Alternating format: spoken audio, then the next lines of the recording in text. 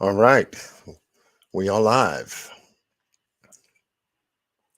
Welcome, everybody. We're back and back to cover a very, very extraordinary piece of evidence in the Daniel Robinson case, missing in Arizona.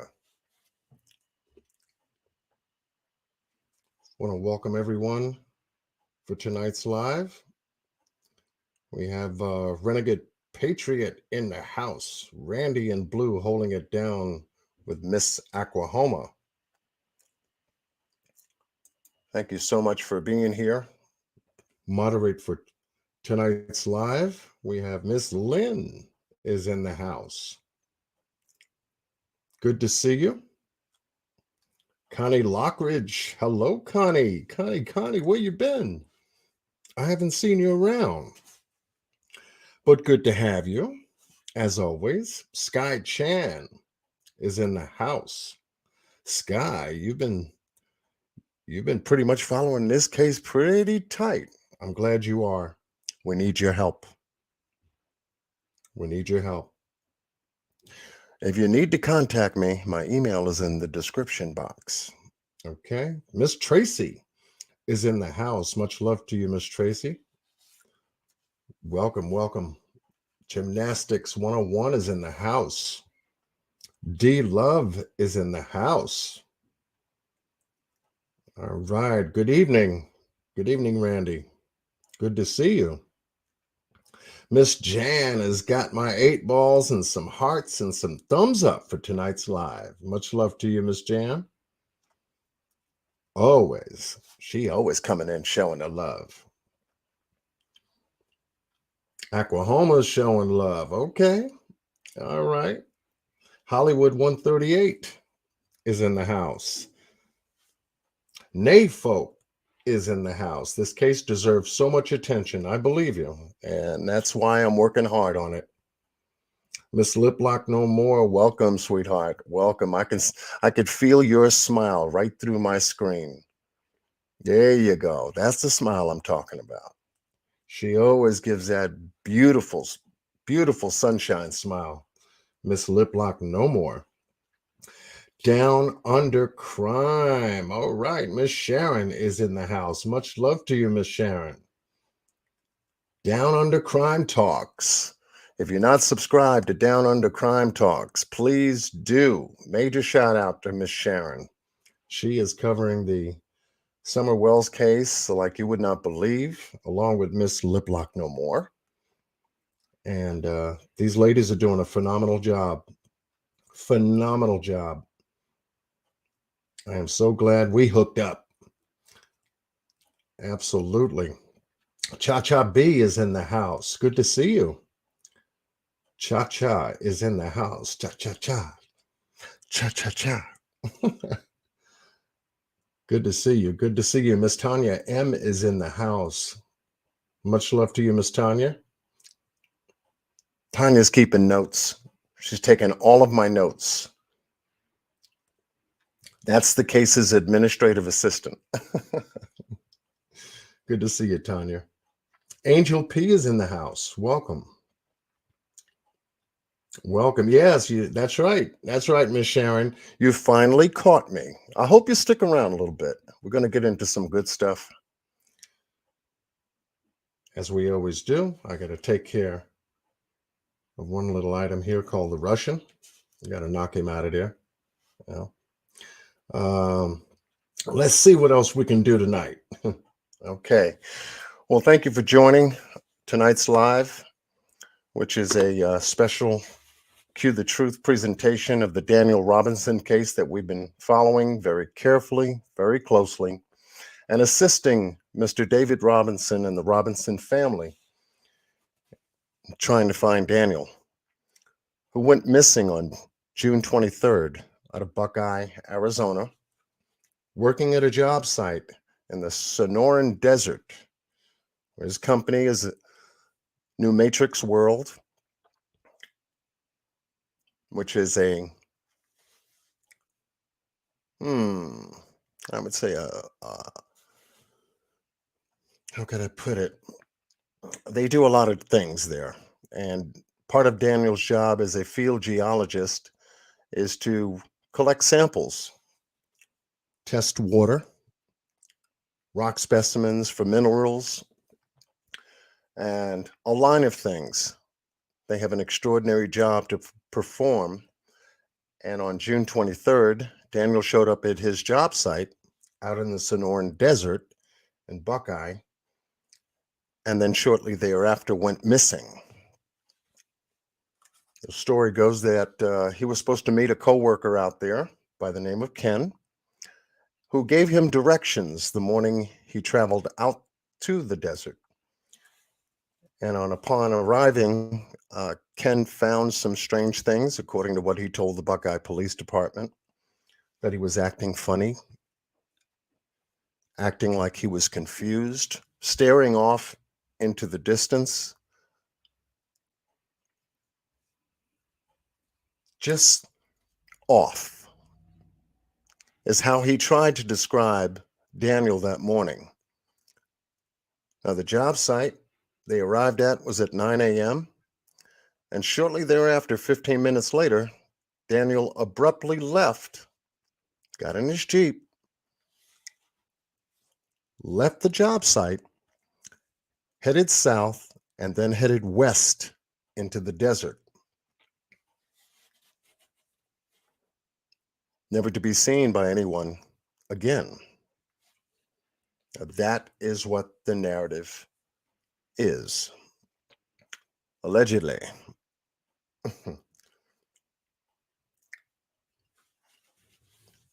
That's what was told. All of a sudden, on July 19th, there's a breakthrough, and Daniel's Jeep Renegade was found crashed 2 3/4 miles, about 2.5 to 2 3/4 miles south, the direction he was heading when he left the job site, in a ravine, nestled in a ravine on its right side. So tonight, we're going to be taking a look at the terrain, the Sonoran Desert that Daniel had to work in, travel in, and went missing in.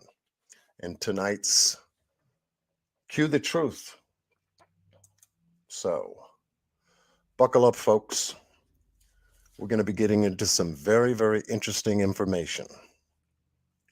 Let's go to work.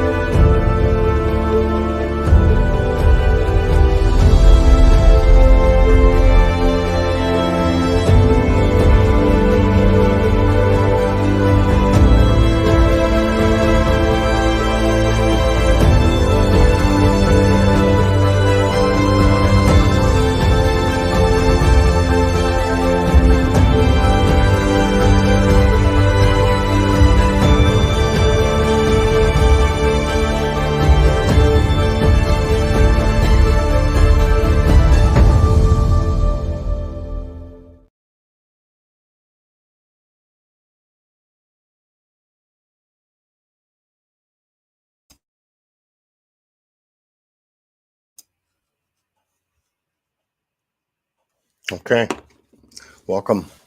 Welcome, everyone, to tonight's special live. We're covering the Daniel Robinson case, 25 years old, just had a past birthday on the 14th of this month. And here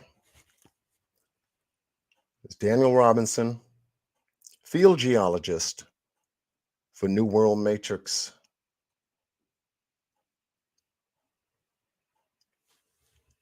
Who went missing June 23rd out in the Sonoran Desert where he worked.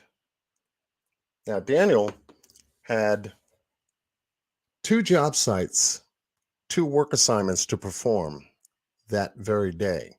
One was out at the Verado well site. Now, we know that at around 7 o'clock, he stopped at a Shell gas station to pick up gas, about $3.83 worth, about a gallon, and then went from there to well site number 1, where he performed his duties as a field geologist, collecting samples, testing water. And then from that job site, shortly thereafter, he headed out to the Sonoran Desert. Now, the Sonoran Desert, my goodness, if you was to do any case research on the Sonoran Desert, it is absolutely a sight to see. This desert is huge. I didn't, looking at it from a Google map perspective is one thing, but actually looking at it, a geographical map covering an entire region is another. Now you have the Mojave Desert, which is northwest, that goes right into California, more so, and then you have the Sonoran Desert southeast of it, and look at the massive terrain that desert covers. It's 100,000 square miles, and parts of it starts to go into a region towards Mexico. And when you can picture like this on how massive this whole geographical terrain is, it's enormous. And we know that the temperatures out in the desert could range anywhere between 90, 95, up to 100 degrees Fahrenheit. Okay. And that's minus any kind of heat index that comes along with it. So you could be out in this desert, even the Mojave Desert, and hit indexes anywhere between 5, 10, 15, 20 degrees, even higher. So you need to be prepared when you go into this kind of terrain, this kind of geographical location. And here you'd need special equipment. Obviously, Daniel was well equipped to deal with the work out in the field. He had a canopy, a compass, notebook, his hammer and chisel. He had a camera. He had a work vest. Okay. He had obviously his sunglasses for the glare of the sun. And he also had a very interesting item that we're starting to find out a little bit more about, along with a backpack, notebook, laptop computer, bottled water. This item right here is what is called as a hydropack. And a hydropack is obviously a very portable way to get your drinking water from and to stay hydrated in the desert field, the hot desert field in which Daniel obviously was doing a lot of his work in. From this, according to what we've been able to identify,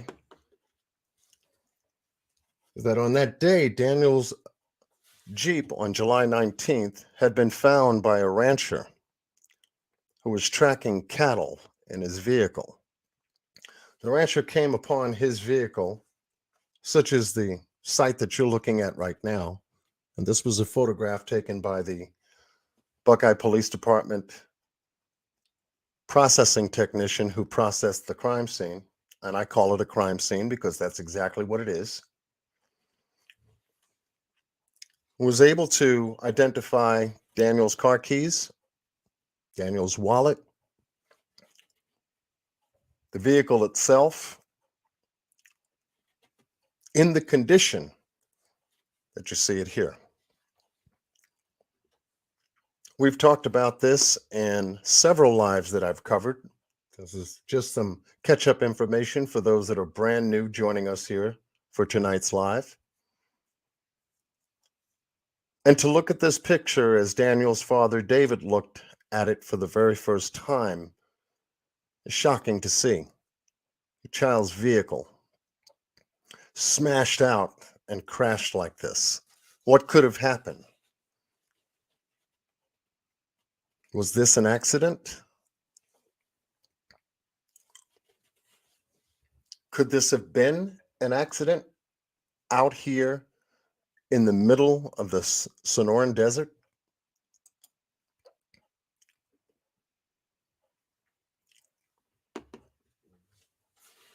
I mean, closely examining the photographs that we were able to obtain to begin our investigation and a careful look, we started seeing some things. We started coming across some very, very interesting things. Not only Daniel's car and the condition that it's in, as you see it before you, but Daniel's clothes are also outside the vehicle, 3 feet from the vehicle.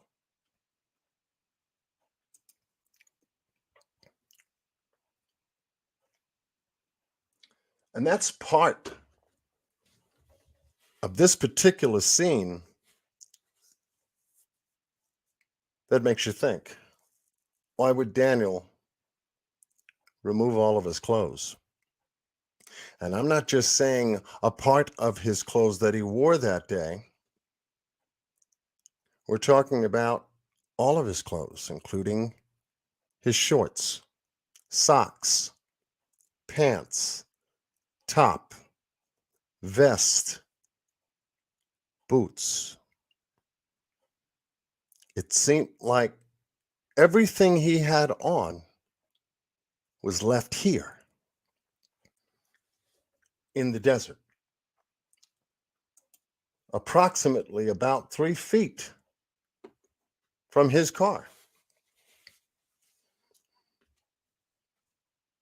And questions pop up in your mind. Why on earth would that? Why on earth would he do that?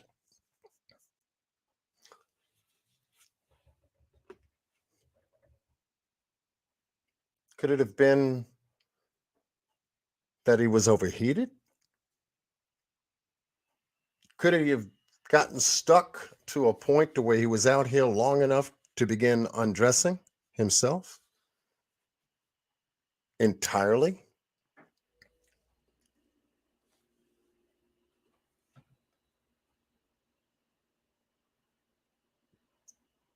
Just questions. Because when you take a look at these photos for the very first time, that's what pops up in your mind. But when you begin carefully examining these photos and trying to piece together, put together what possible scenario could have occurred here at this site location in a ravine about 15 or 20 feet deep on both sides. Begin to try and understand, how in the world did Daniel's Jeep get here? Why this particular area? Was Daniel with someone? Did Daniel meet someone? Could there have been anybody else around in this particular area at the time?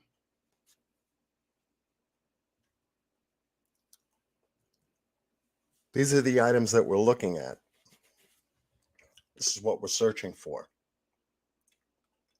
And knowing that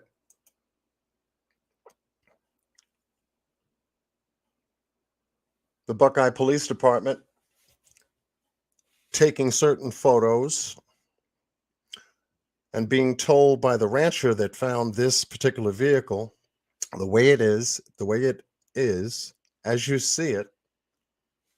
This is one of the photographs that the rancher had taken of Daniel's 2017 Jeep Renegade. Just one. He took about 8 photographs like this. Buckeye Police Department then came in, asked him some questions, saw the vehicle here on the 19th, and then began processing the area for the case file investigation, a possible missing person. This was on the 19th. However, on June 24th, Daniel's father, David, called the Buckeye police and told them that Daniel was missing. June 24th. June 23rd, Daniels goes missing. David hadn't heard from him all day. David started calling Daniel the night of June 23rd, June 24th. Other family members began calling each other about the whereabouts of Daniel. No word, no word, no word. Mr. David Robinson called the Buckeye Police Department and reported him missing.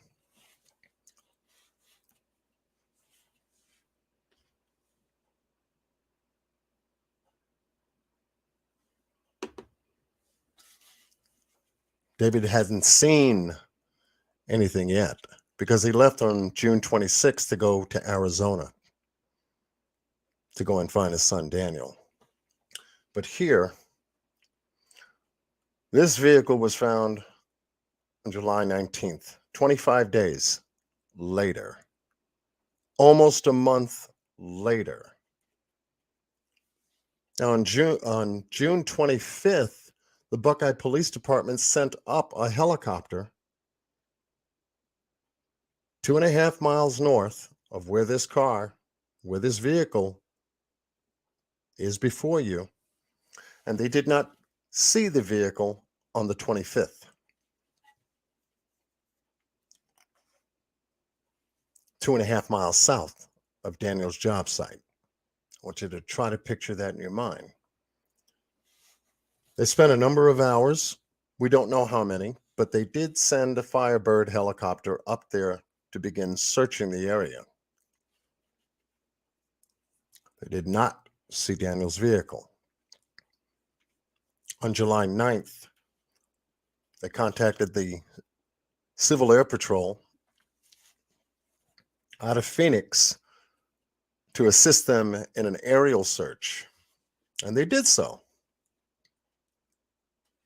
They made a number of flybys covering 4 hours,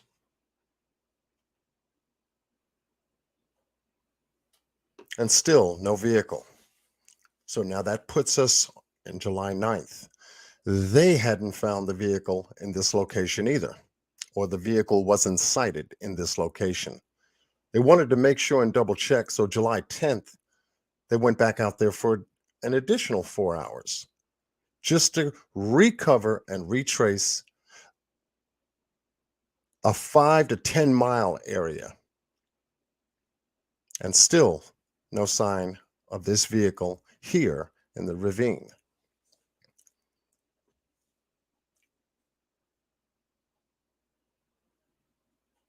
So now you have to ask yourself, well, if they didn't find it then, why did they find it on the 19th? Where was the vehicle for 25 days until they found it? Where's Daniel in 25 days? Because he's not with the vehicle. His clothes are with the vehicle, but Daniel is not with either one of them. The only thing that was missing from what we were able to deduct from everything that was found, was a hydropack. That item was not found with Daniel's vehicle.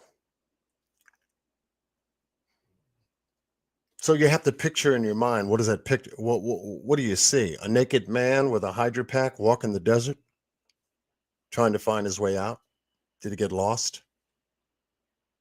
I don't think so. I don't think so. The vehicle that Daniel was driving, where you had driver's side airbags deployed, it was stated that the vehicle went an additional 11 miles after airbag deployment. It begins to tell you something. What deploys airbags? Well, auto crashes do. Not only auto crashes, but other items could deploy airbags, such as a pothole, a street curb, anything about 4 inches deep, or something that is 4 inches high. Hit hard enough could deploy an airbag. In our previous lives, we had determined that an airbag can be deployed anywhere between 8 to 16 miles an hour in a vehicle. So did Daniel's car, riding on rough terrain out there in the Sonoran Desert, hit something to deploy the airbags while he was driving? That's a strong possibility. Could there have been a deep cavern or a small pothole or something in the road like a rock that he may have hit inadvertently just looking while he was driving? Because we found out that once the airbags are deployed, they could be deployed strong enough and with enough intensity and force, they could shatter a windshield. And in this case, looking at what we've been able to find in the deployment of airbags, we found that the airbags are symmetrical with the shattered windshield. Well, obviously, you've got 2 obstructions here that you have to deal with in a moving vehicle. One is the shattered glass, and 2, an airbag in your face.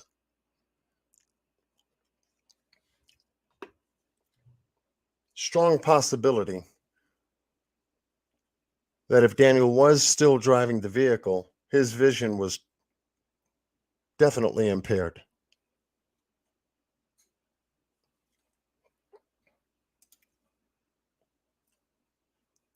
Examining as many photos as possible, we began to see the symmetry of the airbags and the windshield, airbags and the windshield, airbags and the windshield, back and forth, back and forth, back and forth.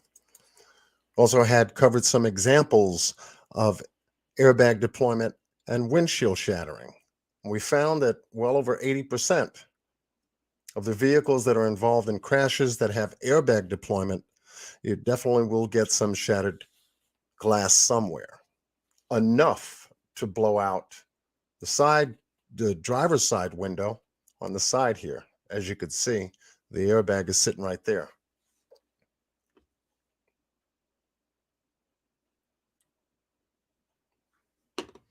And piecing together all of this information and having a private investigator also piecing together the information as to what happened to this vehicle when it was out there in the Sonoran Desert on June 23rd. We begin to take a look at, once again, the desert itself and the terrain itself. This is part of the environment that Daniel had to work in. So we have to look carefully at what this environment is. We know how large it is now, well over 100,000 square miles of desert. Then connect, and that's just the Sonoran Desert. I'm not even including the Mojave Desert that's just northwest of it. And it's a critical area because when they looked for Daniel's car by air on June 25th, they didn't see it. When they looked for Daniel's car once again with the Civil Air Patrol and drones, they didn't see it. So you have to begin to ask yourself, well, where was Daniel's car if it wasn't here? And then comes July 19th, where a rancher at ground level driving his 4x4 pickup truck, tracking cattle, comes across Daniel's vehicle.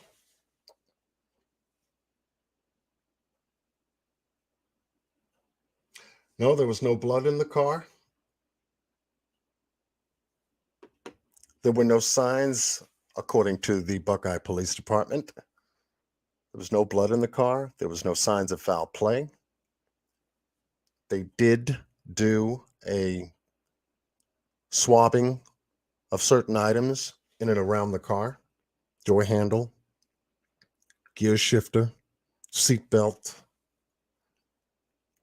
steering wheel, side rear view mirror, start button, automatic start button. 2017 Jeep Renegade is a fully automatic.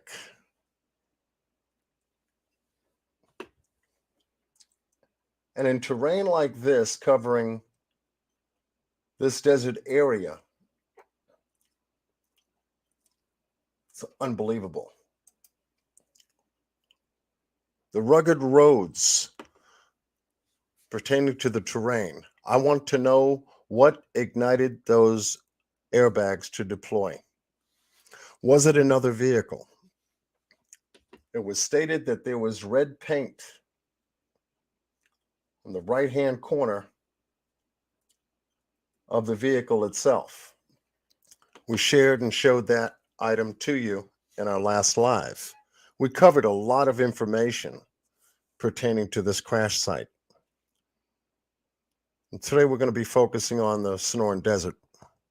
Is something here that's not being looked at?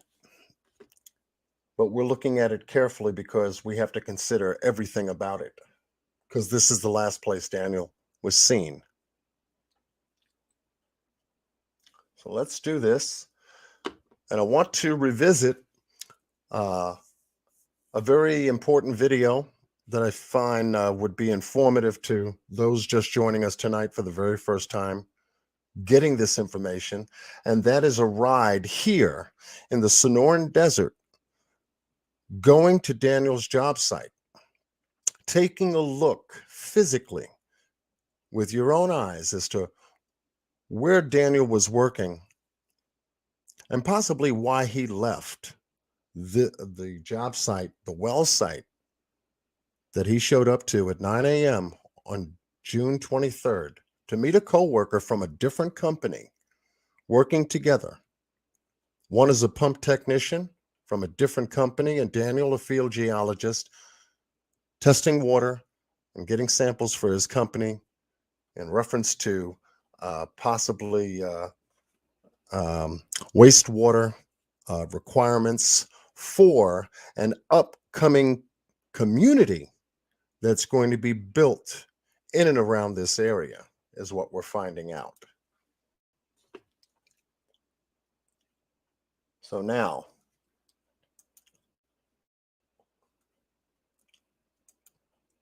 let's go to the video. And let's take a look once again at the terrain that Daniel had to cover that day, and then some very interesting points that I'd like to make. Thank you for joining us for tonight's special live.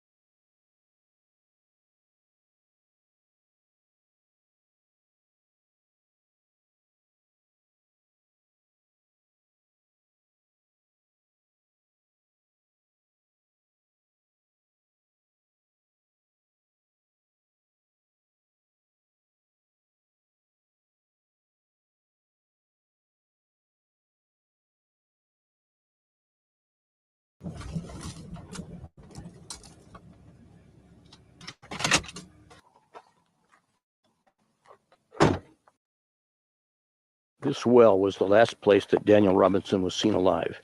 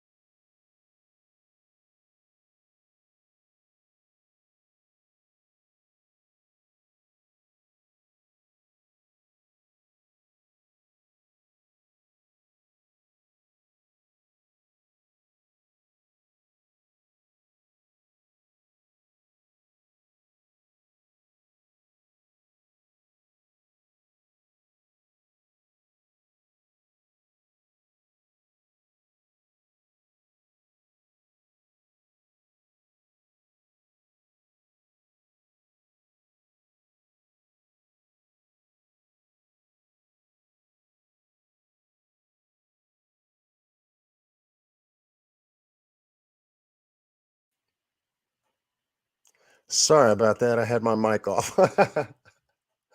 I had my mic off. I had to pause it for a minute because it was doing a little buffering. Thank you, Miss Liplock. But what you see before you here is the actual well site. And there's a huge water tank here that showed up in the month of December. And the reason I brought this water tank here is because they were checking the integrity of the well site. It's pretty common. But I just found that strange that they showed up during the time that David Robinson was out here searching for his son. This whole area here has been cleared, even more so, of brush, bushes, cactus, rocks, all during the same time that David Robinson is out here looking for his son. I just found that very strange.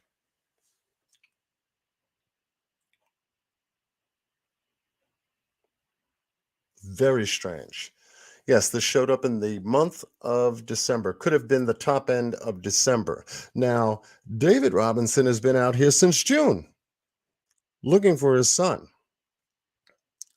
And yet, this was the first place the Buckeye Police Department should have searched, but didn't. They stood more so near the car crash area than anything else. Anything else.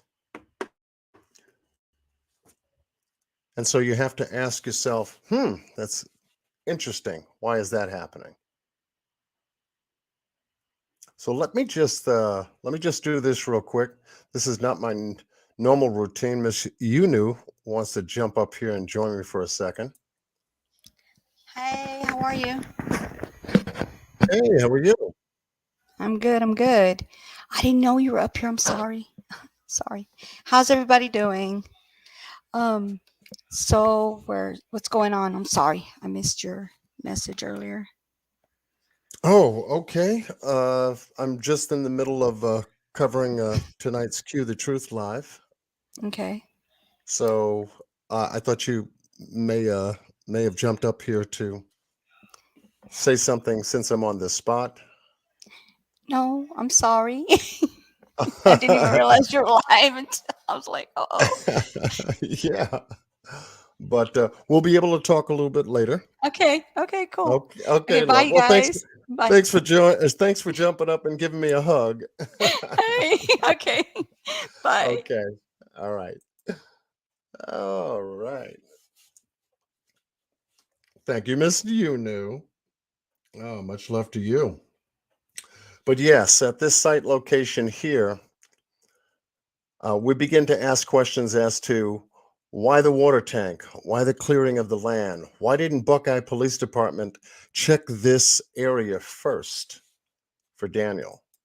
Or why wasn't this one of the main areas to be checked while they were checking the crash site at the same time? We're starting to see some things that the police department is not making any sense, because this would have been the first place they should have checked.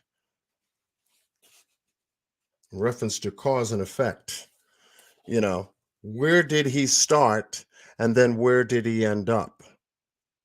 It's just like watching a breaking and entering. You're going to go through the door, enter the apartment, and then get into the bedroom. Well, they just went to the bedroom without going through the front door first.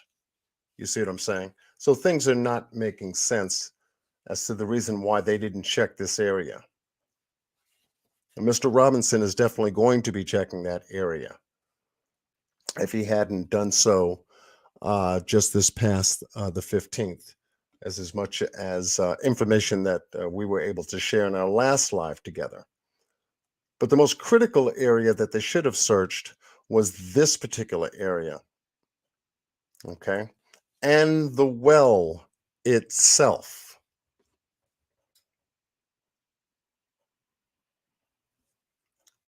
But here we're starting to find inconsistencies in the story. So let us continue, because we're going to see some interesting things in this video. He met a coworker here, and by his account, he was acting rather strangely, and then he left rather abruptly. The temporary when he was here. This has been brought in. Some of this has been and he took off, and then we don't know what happened to him for the time between the time now and when he crashed his vehicle.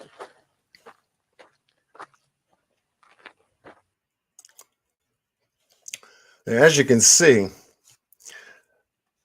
In and around this well site, you will see massive heavy tire tracks in this area. Now, the Buckeye Police Department, knowing that there's an open investigation for a missing person who did not check this well site, okay, allowed activity to occur here, one of the most important areas that begins this case, to become contaminated and obviously interfered with. One of the critical areas that should have been checked first has now been compromised.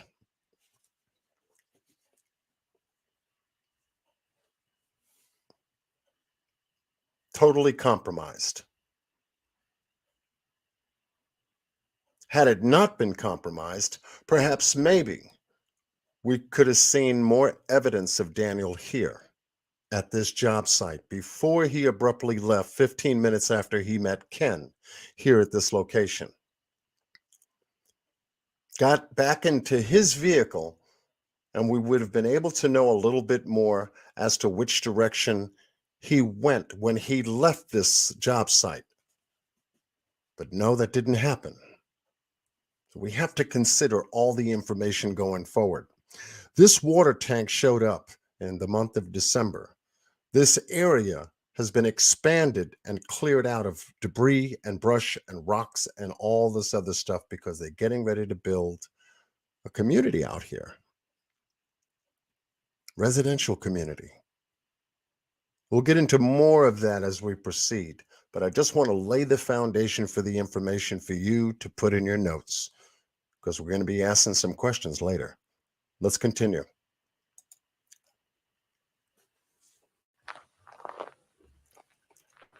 Daniel was working for a company that was researching water, which I presume was the same company that's done this work or researching for this company. That was on June, I believe it was the 23rd of June. He disappeared.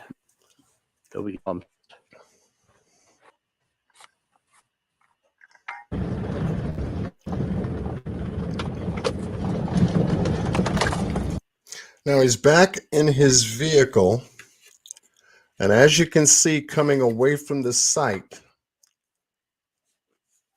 he drives south and then makes a right turn onto a dirt road, which will take us the same way Daniel had driven, basically according to the police report.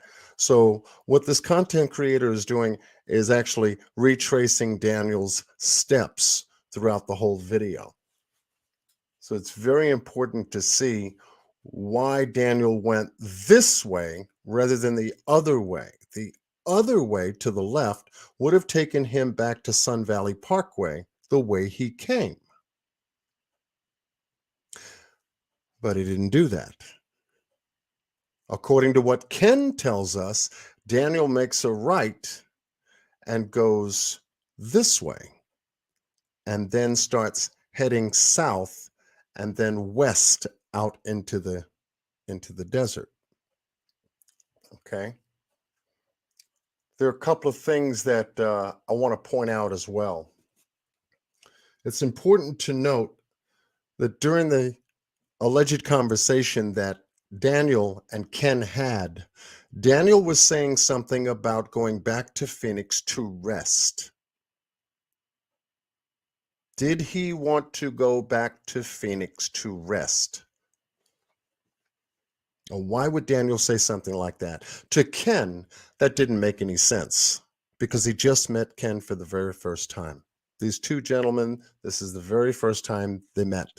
And here's Daniel telling him, do you want to go back to Phoenix to rest? And he couldn't make sense out of it. But Daniel was actually saying something, though, because previous to his arrival here at the job site, just the day before, Daniel was busy at work. He was doing Instacart work, which is a food distribution service, sort of like Uber Eats folks call a certain location to have such and such groceries or such and such whatever, and it's brought to your home. Well, that's what Daniel was doing. He was doing food deliveries. And also with food deliveries out there in Arizona, you can get wine. But he did make a food delivery in a specific area at a specific time, and he did come across a female. We mentioned her in a number of lives, Miss Q and I, by the name of Caitlin. But he was working the previous day up until midnight that night.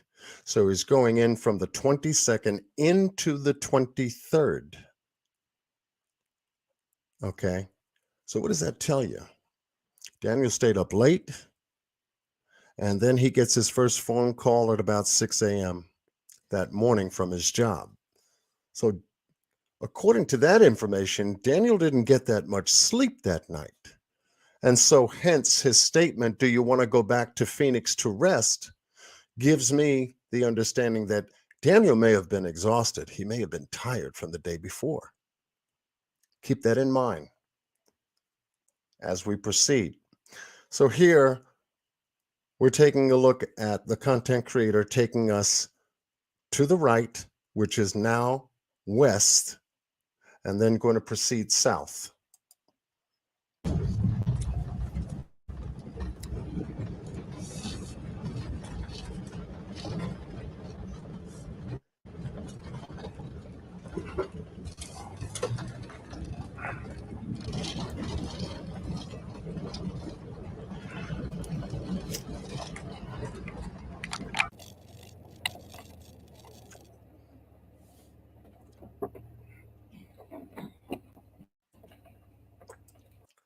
Now, this gate is nearly 3 miles south.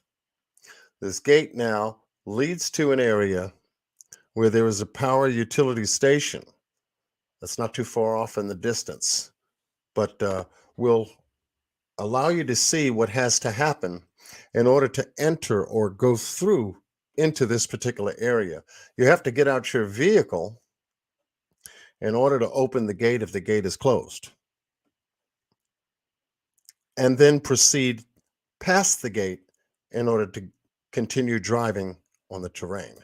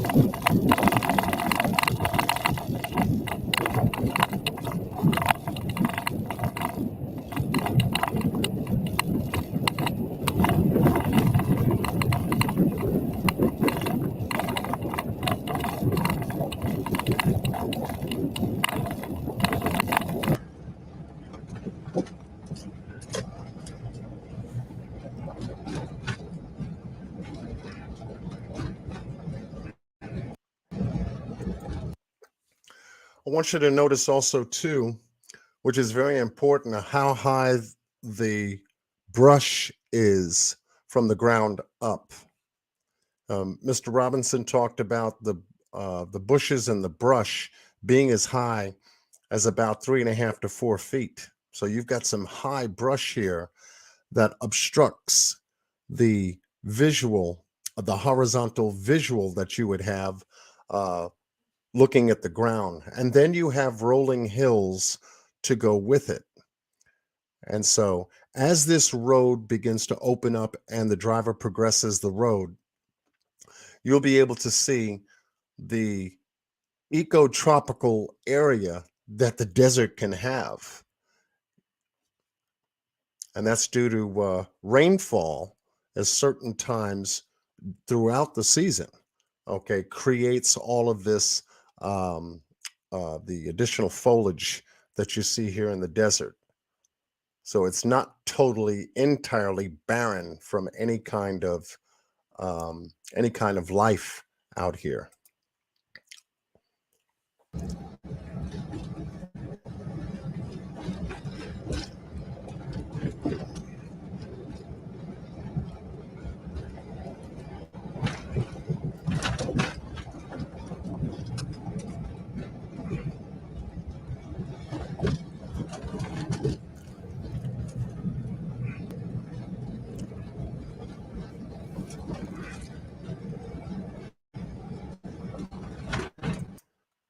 As you can also see too, that the roads are not leveled and there are slants off the side of the road, sort of like ravine slants off the road, and they start to dip off and pitch outwards as the road progresses.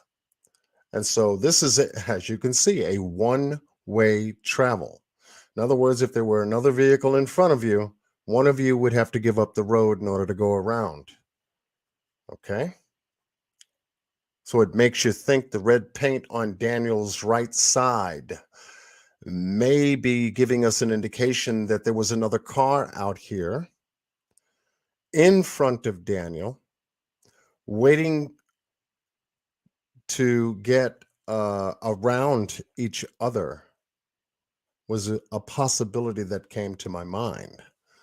Because if there was someone else out here on the road traveling in the opposite direction, that would be the only scenario that would fit to where perhaps Daniel may have come across another vehicle out here traveling in the opposite direction and waiting to pass by.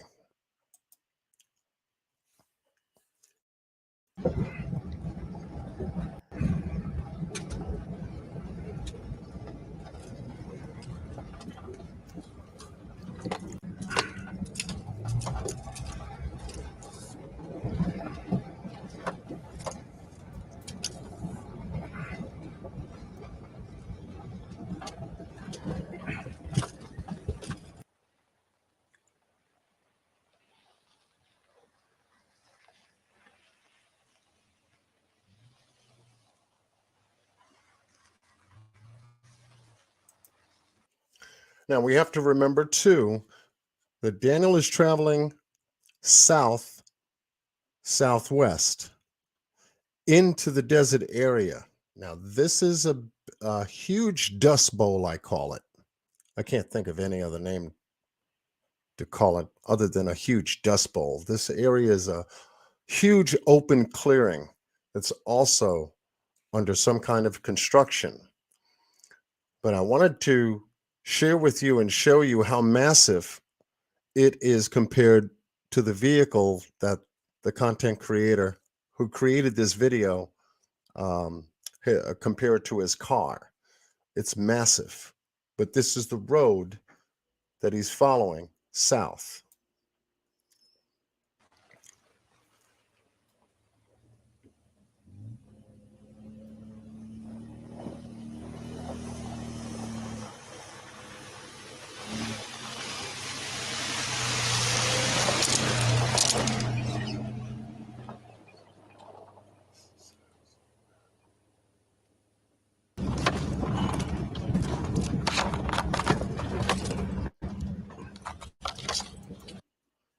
Now, once again, the road turns into a narrow one-way road. Once again, could there have been another vehicle traveling in the opposite direction and possibly obstruct Daniel's way going down and likewise obstructing their way coming toward Daniel? Could that have been a scenario? Well, we know that Daniel's front right side has got paint on it.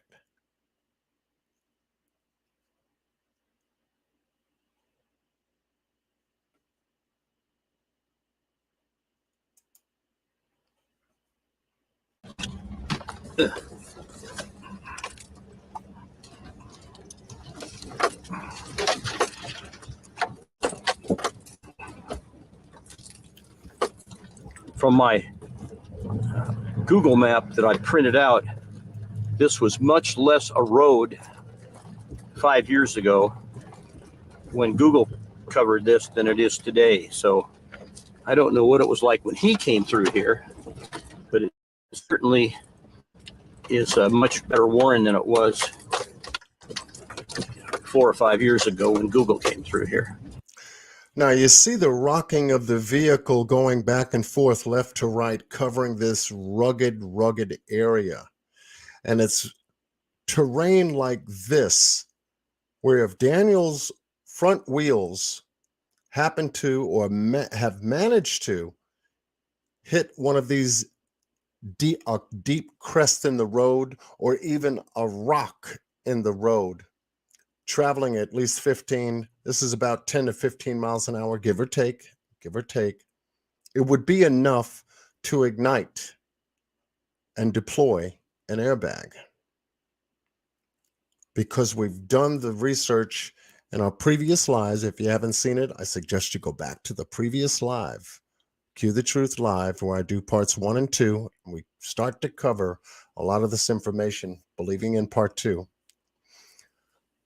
to where it is highly possible that airbag can be deployed at the speed of 8 to 16 miles an hour. The way this gentleman is driving his vehicle over this terrain, now going south in the direction where Daniel's vehicle was found, it would be enough to deploy his airbags. Why am I getting all these notifications now? What is going on? Every time I go live, I get all these crazy notifications now popping in. They must know I'm live. John's live. Try to stop him. Anyway, and so we have to consider the terrain. We've got to consider how sensitive the mechanisms are in a 2017 Jeep Renegade. It would be enough to go 8 to 16 miles an hour, hit a rock, hit a crest in the road, and have the airbags deployed. Airbags deploying shatters the windshield, pushes Daniel back into his driver's seat. And remember, Daniel only has his left hand, so it would have been easy to knock him back into the seat without being able to hold on to the steering wheel. Okay. Now we're talking about a driver's side window that's shattered as well. So we're talking about a major impact when those airbags deployed, enough to shatter the windows symmetrically. Keep that in mind as we proceed.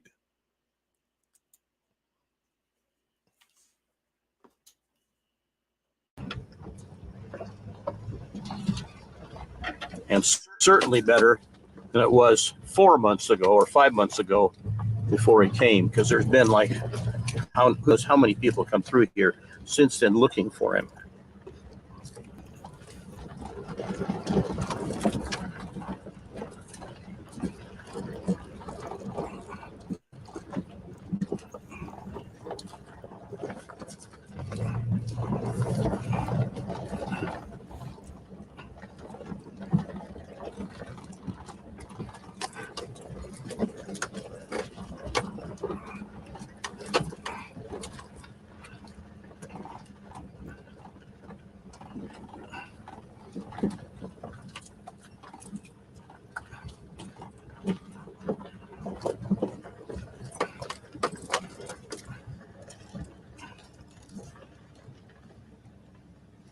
I think I'll turn around and get a shot of it coming the other direction.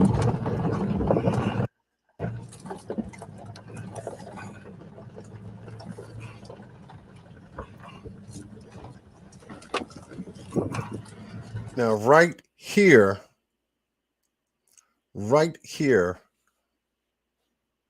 where the road is narrow, could there have been another car out here traveling at about 20 to 25, 30 miles an hour? You know, when you're out here by yourself, you can go as fast as you want to, depending on what kind of vehicle you're driving. But here we have to remember, if Daniel worked the day before, up until midnight, and he didn't get that much rest. Daniel could also have sleep on him while he's trying to drive. But here, another vehicle pops up out of nowhere.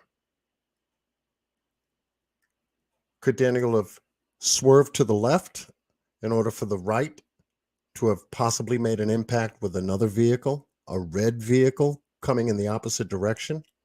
It's just a possibility, folks. And we're just taking a look at all areas of the case.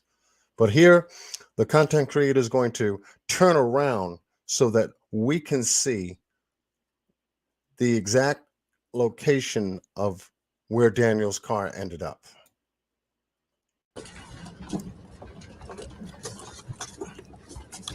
You got to remember that Daniel only had one hand. He was born without his, I believe it's the right hand. So he was at a deficit as far as controlling his vehicle. Okay, so we come back. I believe he came from this direction we're traveling now, which is east. And he came around, I assume, this curve. And he came and he went off here, like so. And he went off the side here.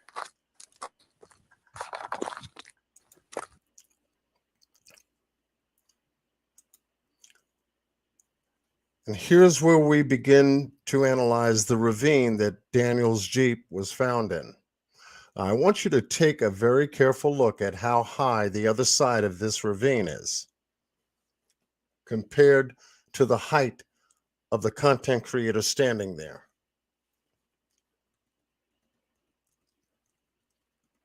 And you can see that anyone with clear judgment driving a vehicle would know that there would be no way that their vehicle could clear such a deep and then high ravine without crashing.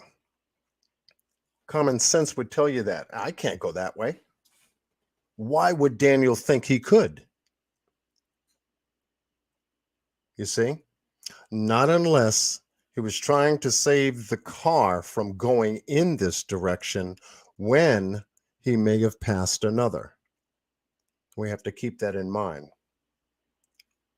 That red paint on the front of Daniel's right side was approximately 3.5 to 4 inches in a vertical strip.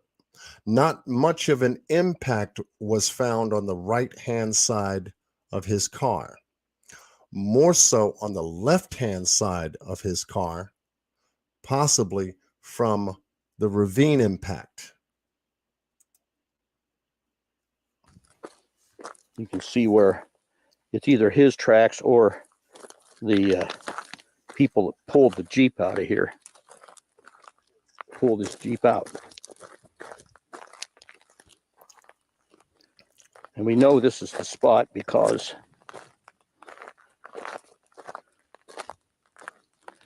the glass down here from his broken side window or windshield. Now you can see for yourself how steep this ravine is.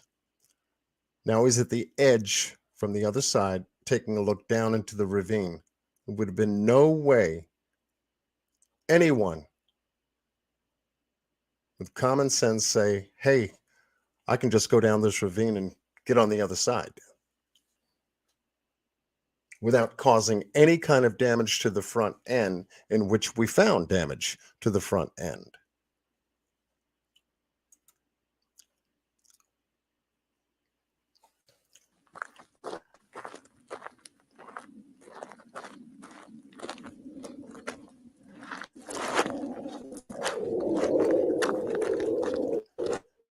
Or both.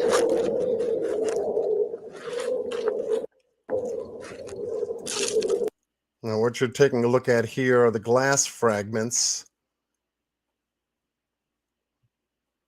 that we found here on the ground from Daniel's vehicle. We also have to know that Glass was broken in the back of the vehicle as well as the side of the vehicle. So more of the side window possibly shattered and shattered out of the vehicle due to the airbag being deployed. So there's a spray and a sprinkle of shattered tinted glass here in this region here.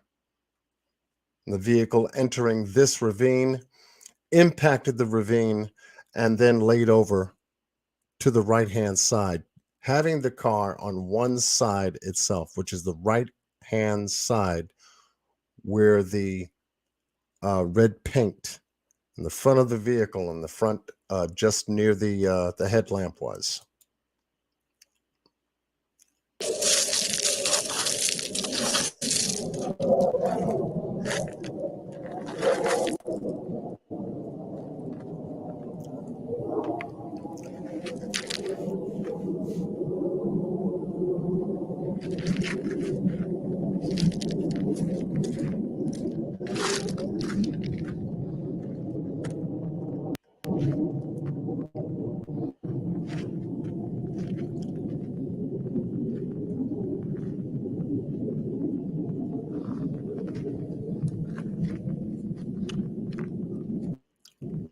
Landed on its side. Once it was here on its side, there was no hope of getting out. One of the mysteries is the black box in the Jeep shows it was tried to have been started 41 times, or it was started 41 times. We don't know. Once the airbags were deployed, it was started or tried to have been started 41 times or 47 times, something like that. And which there's some logic problems with that. We don't know what the story is on that.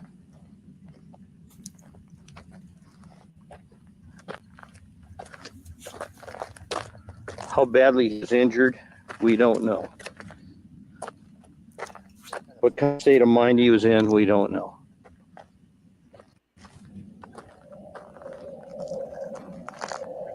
We do know that his clothes were found here. I don't know whether his shoes were found here.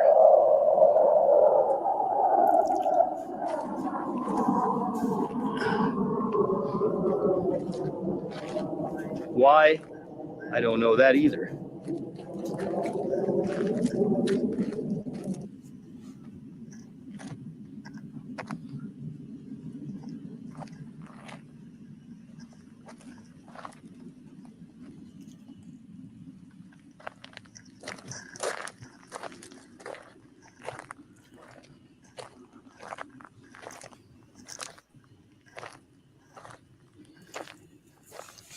Now, traveling up on the other side of the ravine, we see another drive path with track lines from vehicles covering this other side of the ravine.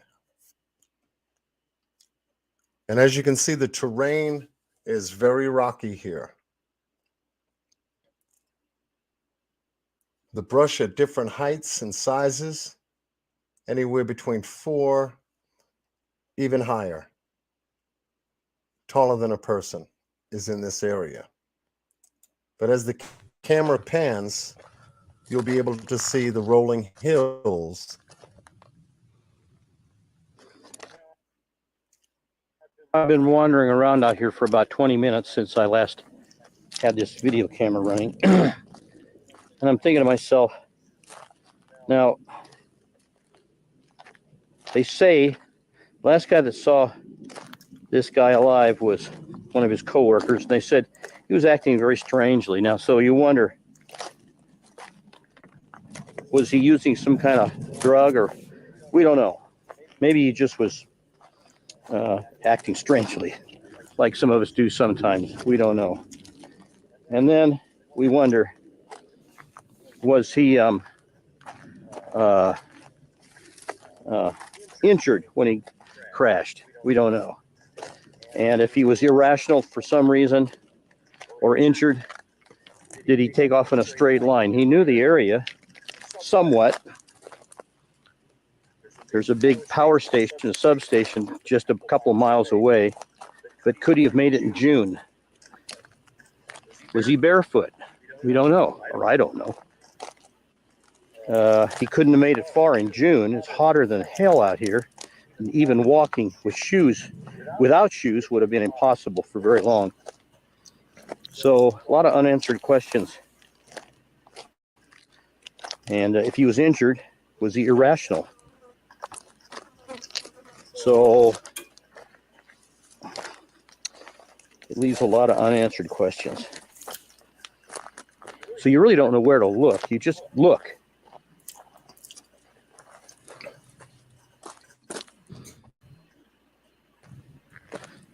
Okay, let's get back in the Jeep, get some water.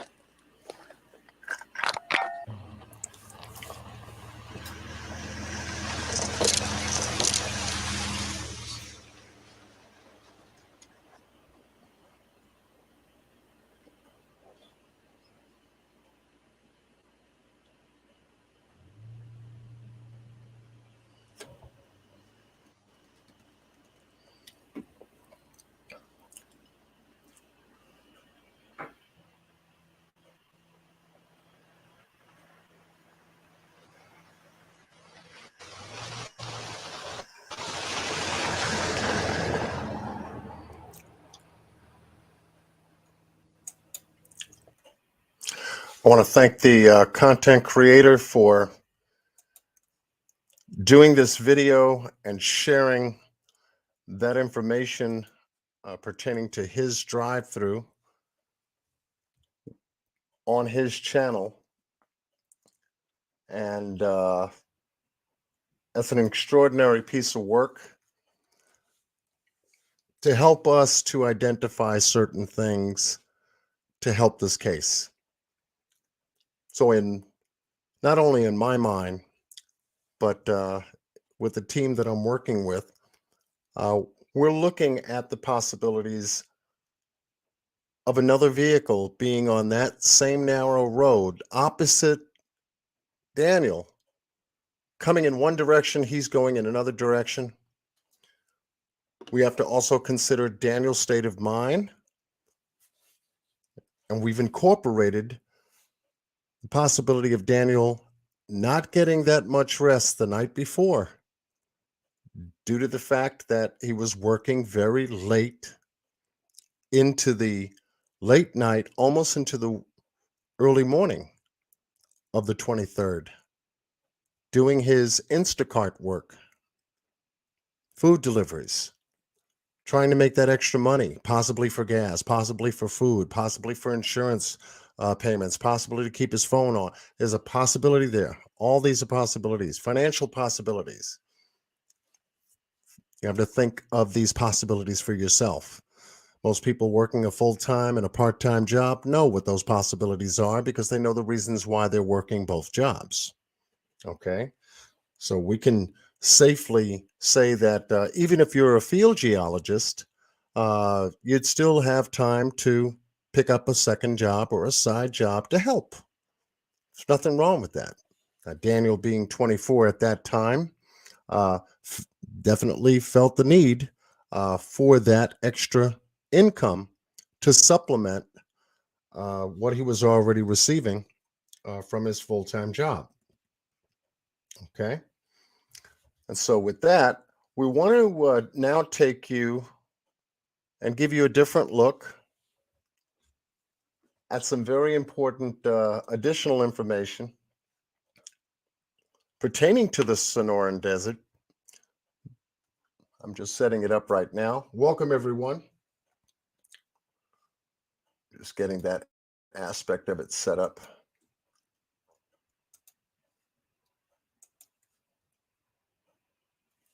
And we're going to be able to share with you the search efforts that took place on January 15th by Mr. David Robinson, Daniel's father, who was out there with a search team. Give you an idea as to what his day was like, what kind of search activities are involved. We're going to do this with the wonderful consent that we were given by the Grizzlies True Crime. They were able to do a podcast and cover well over 3.5 hours of the search activity that took place on their channel. So much love goes to the Grizzlies. Gisela, thank you so much for giving me consent to share this with my audience.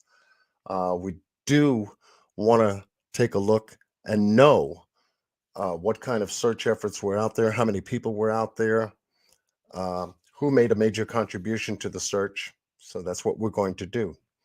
So yes, we give credit to Grizzlies True Crime for that. And also, if you'd like to take a look at the coverage that Grisella and the Grizzlies have covered on this case, their link and information will be in the description box underneath this live. And we'll basically share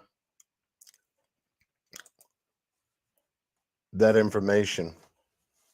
So the search as of the 15th, this is where we are. And so with that said, let's take a look at the activities of January 15th in the Sonoran Desert with Mr. David Robinson and his search team looking for Daniel. Well, we're currently having a meeting together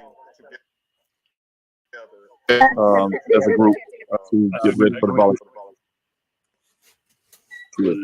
So far, we have two officers out. I'm hoping they bring more people. I see 2 officers. I don't even have a razor with them. I don't see anything yet, but hopefully they will come out. So that's what I'm looking for and that's what I'm hoping for.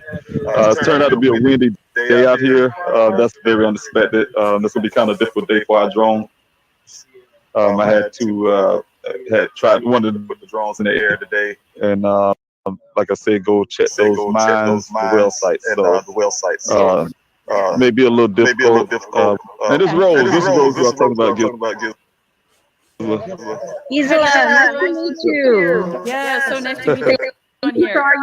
Love you, your video. Thank you.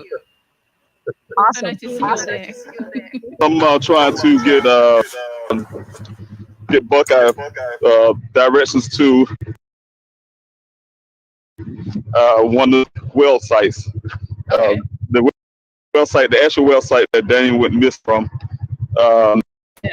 Yes. The well sites that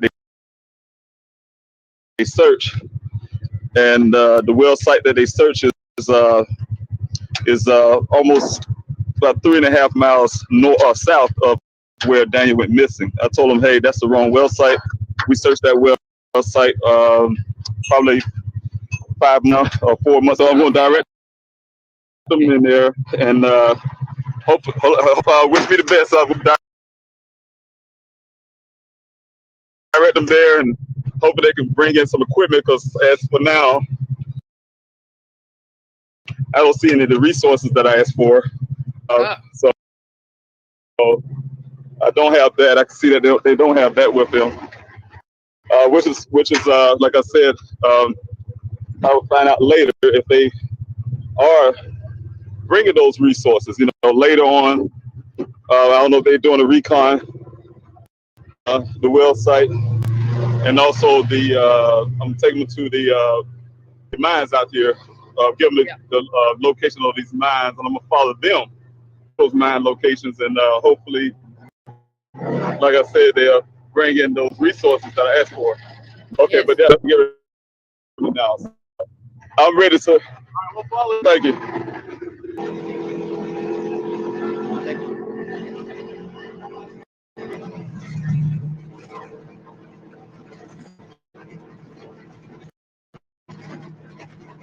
That's what I'm looking like. But then I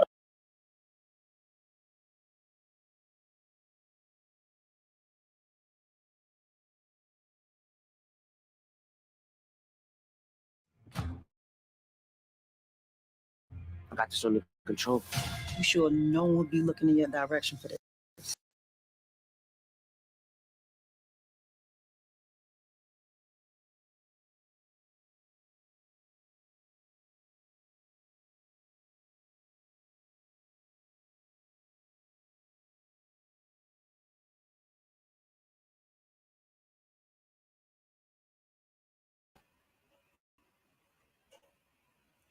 Forgive me for the commercial interruption.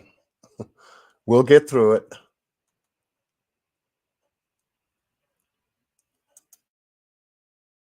That's what I'm looking like. But then I have one I can show you guys up north. This one. Yes, sir. You got it. You got the camera? The camera? I don't have it with me. I thought that was some call. You guys can bring some of that stuff out for me. So, just Any good? okay. How, hey, you want a pin drop? I am right now. Get a pin drop from this and go. Okay. And then when we get that equipment, because we had it out before. Okay. When we got equipment, we'll come out again. Okay. I may be able to get it out today. You want to do it today? Yeah. Let me know. Yeah, I want to be present. So. Okay. I'll call my boss and see if I can get that out here right now. Okay. Thank you. Yeah, but the new one is up here. All right. The Buckeye Police Department to get them to be able to come out to bring some of the equipment that I need that to find this well site. I don't know. I was trying to this is a well site area, but they put this machine there now. I think I got it wrong. Yeah. But they put a machine there now that it's filling up with water, so it's a little difficult to try to look at it now. Because like I developed in this area, pressure for time, and it's coming to a point where I'm getting pushed out. So pushed out this area. They developed this area for a new community, and that's some of the problems that I have right now for my searches. It's important for me to the manpower, people, volunteers to come clear this area before it's too late. So, but I have one more show Buckeye. In terms of the well sites that need to be searched, and after that, I would be giving the coordinates to the vertical. Vertical mines out there. I'm taking to the well site, both the well site, but now I'm going to take this and take it to a vertical mine, and that way they can come back here. He said he can get equipment out here today to look down at those mines. Look down the mines, but also needed to bring the cadaver dogs out to no human remains anywhere near or in that well site. So that's the key right there. That's what I need Buckeye to do. Like I said, I'm grateful to have a total of 4 or 5 officers out. But he's promised me that he's going to get some equipment out here today. So I'm holding the Buckeye Police Department to that. I hope they show up with the equipment, show up with the resources I asked for that's needed, the resources that's needed to do a proper search of the wells and also a proper search of the mines that's out here. So, yeah, I'd like to be with you guys. If you Yeah, absolutely. If we are not able to get the camera out today, when's a good time for you? Anytime, just call me and with you guys. I'll come out. I'm in Phoenix though. Give me a little time to get back up here. So No problem. You here during the week? yes, sir. Oh, I'm here. I've been here since June 26th.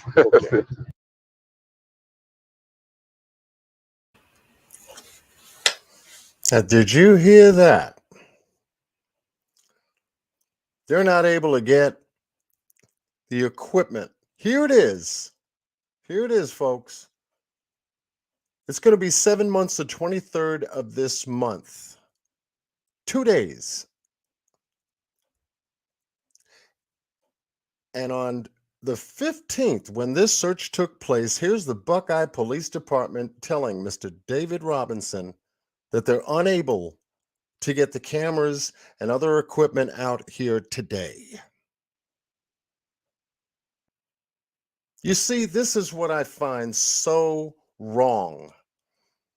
Since June 23rd till January 15th, out of all of the searches that Mr. David Robinson and his crew have already done, 22, 23 massive searches, ground searches, Buckeye Police Department has still not come through. And I say there's something wrong there.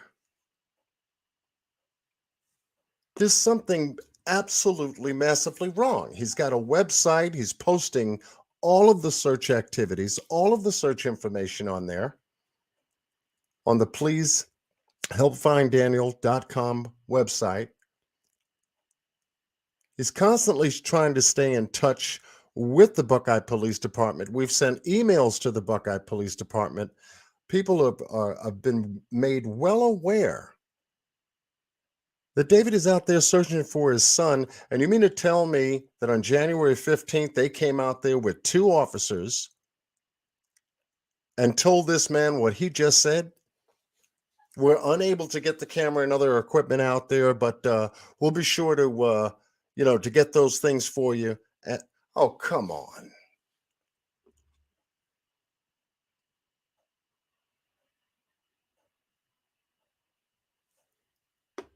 You see? And this is the frustration that I feel that David is experiencing, trying to deal with law enforcement, keeping his cool, because naturally and normally, no one would want to hear that.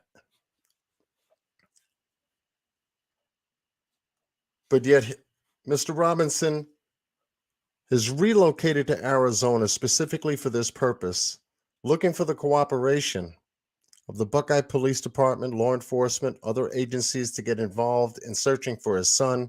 And this is the result of asking for their cooperation.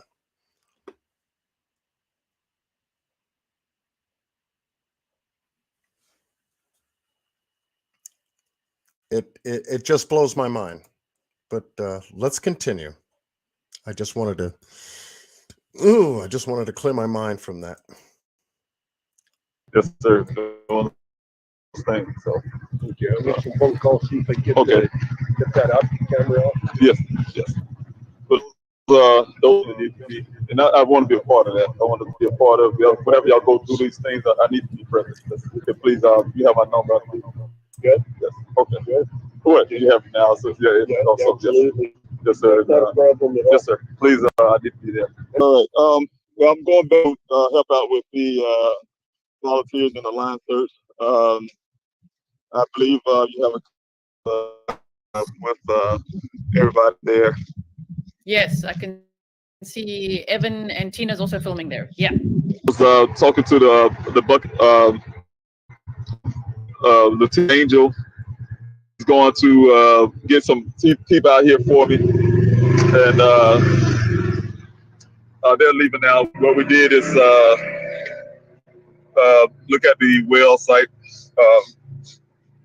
I did find out that Buckeye did search well.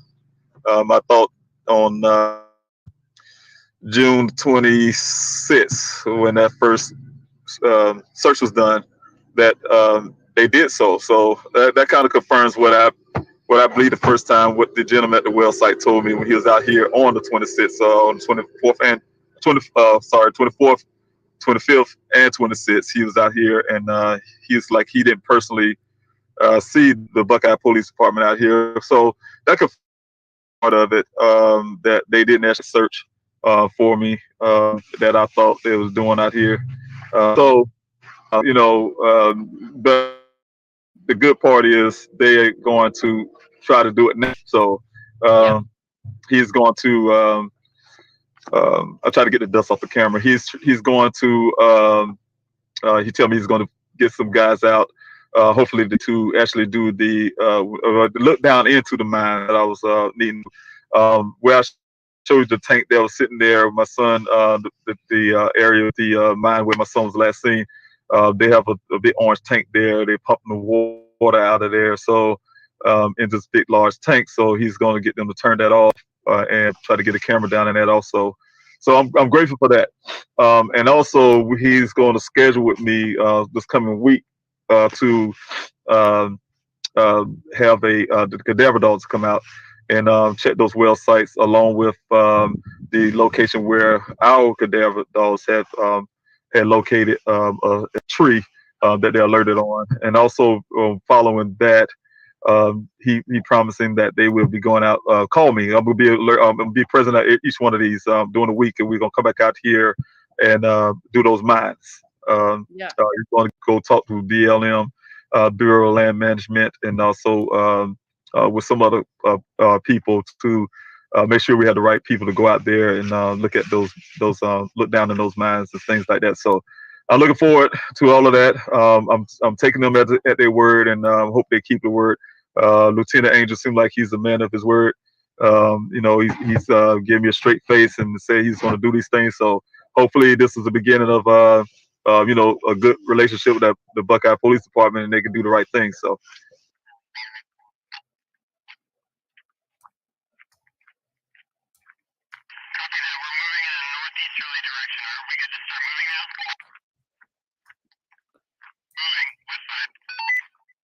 Okay. It's like Buckeye PD up here. Oh, nice.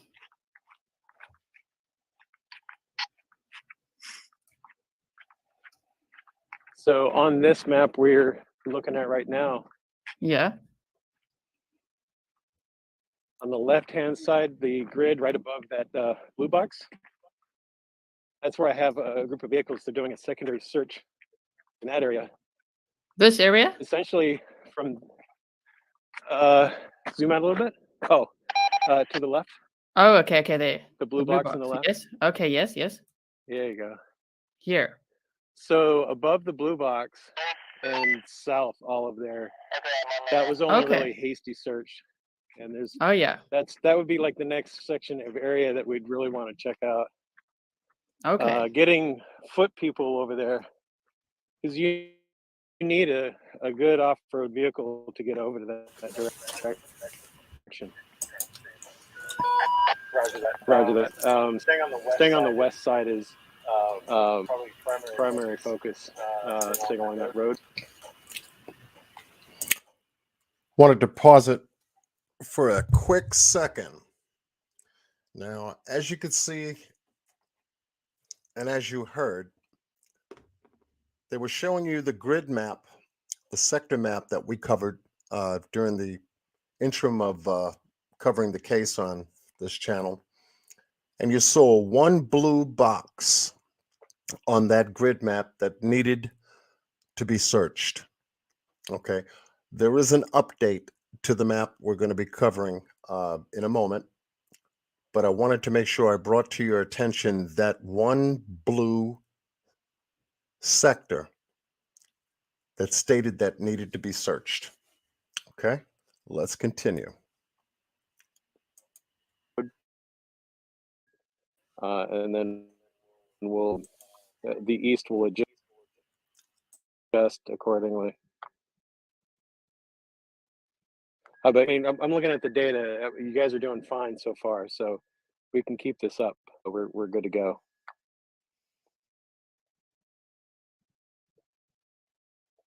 All right, west side's moving, east side is moving. Yeah, so the line searches are going pretty well. Everybody trying to get back in the area, this area that we're designated search. I have to go back and get the razor, try to keep the razor kind of close to the volunteers, just in case we to transfer people back. So also try to do a little bit of drone footage, and also try to get an aerial look at the area so I can go back later and pull some details of what we searched today. So it's a nice day. It feels good out here. I just didn't realize how far we walk. We're moving at a good steady pace. It's a distance back to the razor, so it's taking me a while to get there. This is all grassroots. People just showed up.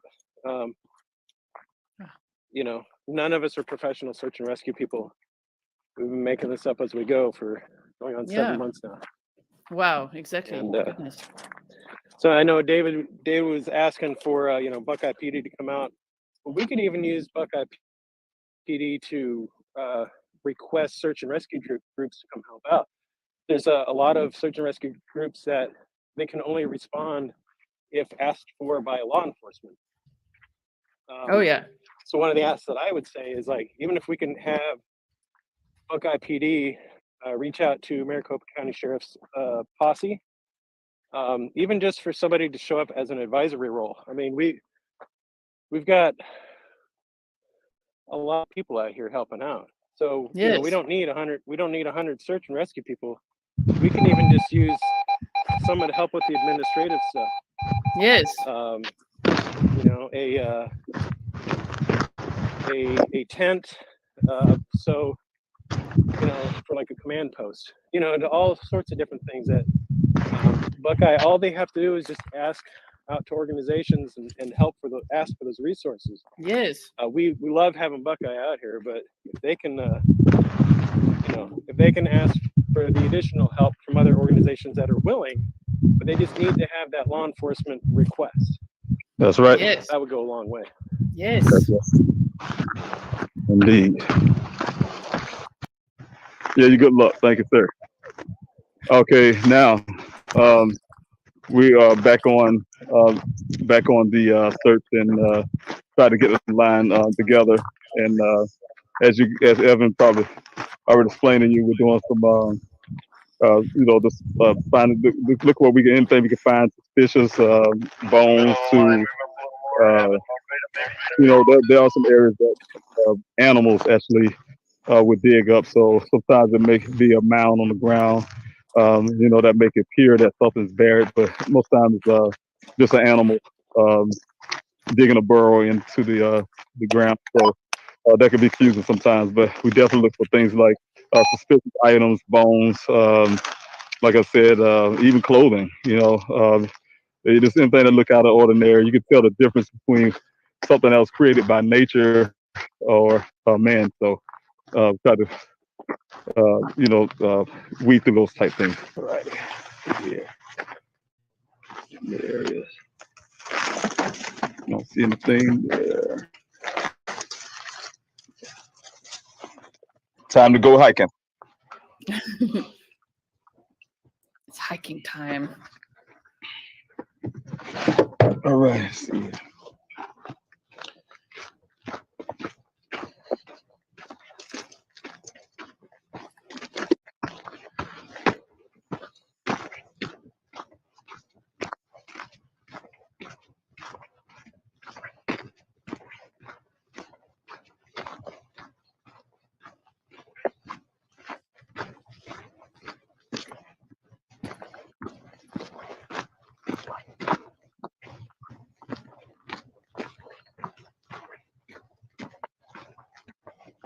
What we're planning to do is rally here at the well site. I wish I had a better camera when the others get up this way.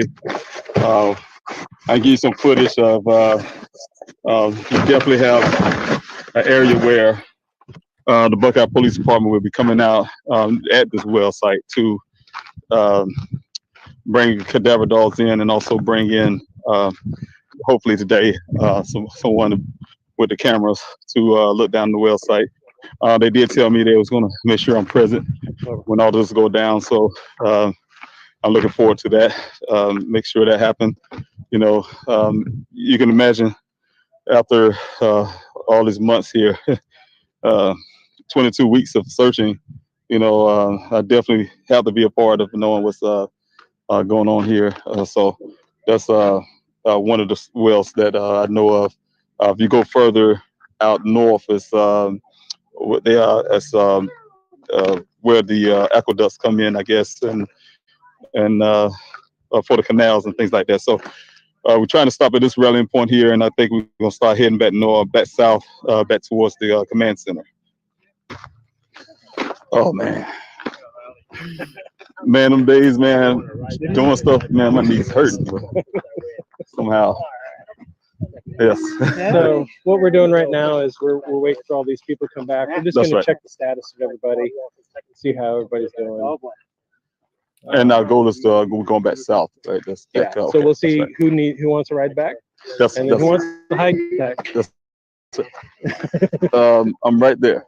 Well site. It's a little bit more developed than the one Daniel was working at. There's a lot of piping Oh, and wow.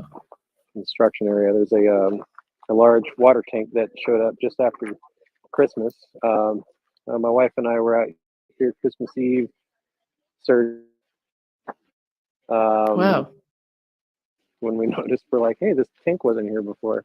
So this the area is definitely being developed, and this is kind of why we wanted to do searches over in this area, is because it's actively being developed. We wanted to search the area and check it off before this all becomes a parking lot here in the next couple of years.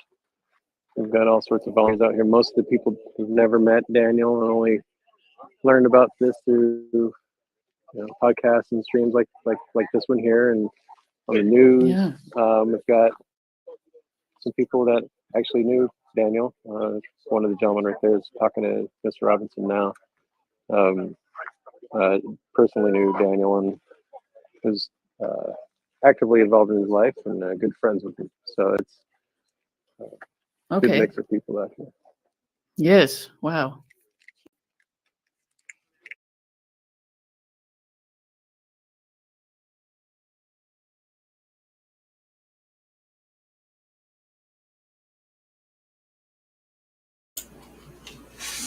Okay.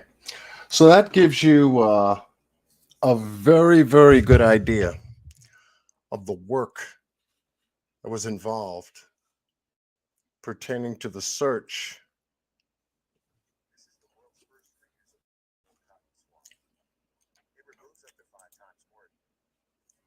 that day on the 15th, just passed. The incredible hard work of covering that massive, massive terrain out there in the Sonoran Desert. This gives you an idea of what they've been able to cover, what wasn't covered, what was promised, and what wasn't delivered.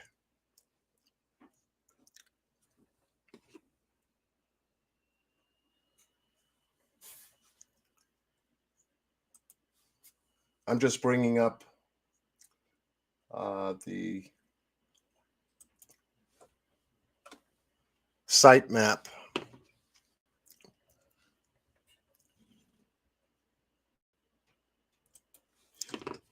that was updated just to give you a good visual as to what was able to be covered and what still needs to be covered.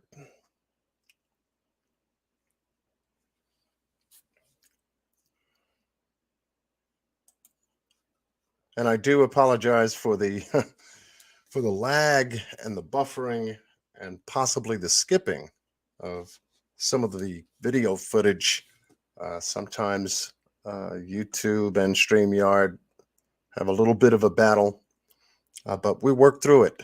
We work through it because we're searching for the information and we're searching for the answers to find out what happened to Daniel on June 23rd. I want to thank every single one of you for joining us tonight, covering this case with us, putting prayer hands and sending love to the Robinson family in hope of finding Daniel as soon as possible. I know myself and my team are working every single day, and we're putting in some hours piecing together a lot of the information that we're sharing with Mr. Robinson in order to help in the search efforts that you had seen just moments ago. All right, I think I have it now. I think I can share that with you.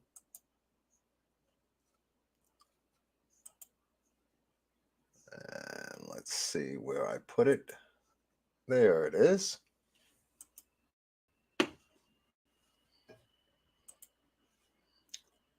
Okay. This is the update to the sector map on the pleasehelpfinddaniel.com website. Now you can see a dramatic difference in this map because this map wasn't the map we covered before. in this color, that is. So let me get up in here. Try to give you a little bit more of a visual. I got to do this one little click at a time so you can see the location and the sectors.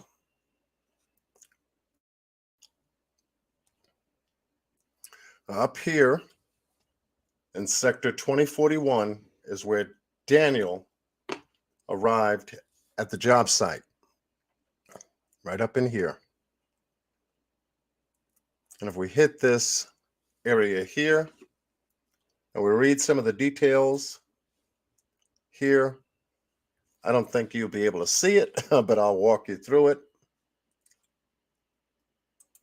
This was the information as to this particular sector, which was checked, but needs verification.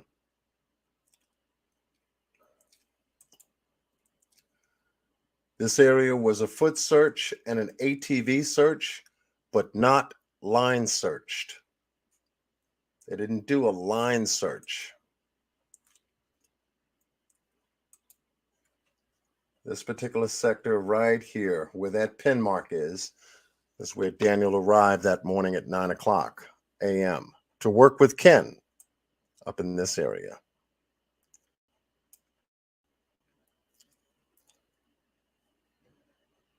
Now, these are the green areas here, indicate the same information. As we get down here to the green and blue area in sector 1739, where Daniel's car was found,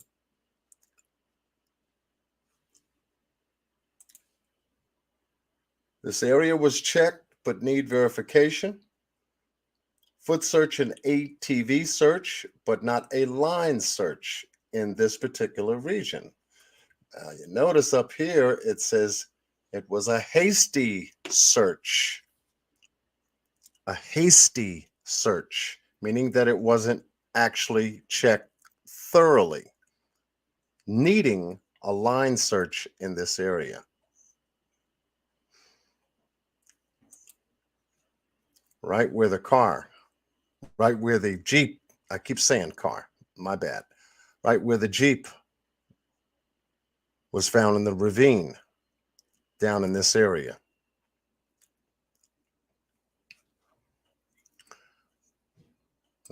As we move you here, now remember, during the time that January 15th, when that massive search that we just got finished watching on video, there was just one blue box, right? One blue box south of where the vehicle was that needed to be searched. But now look at the update. That one blue box now turns into other blue boxes beside it.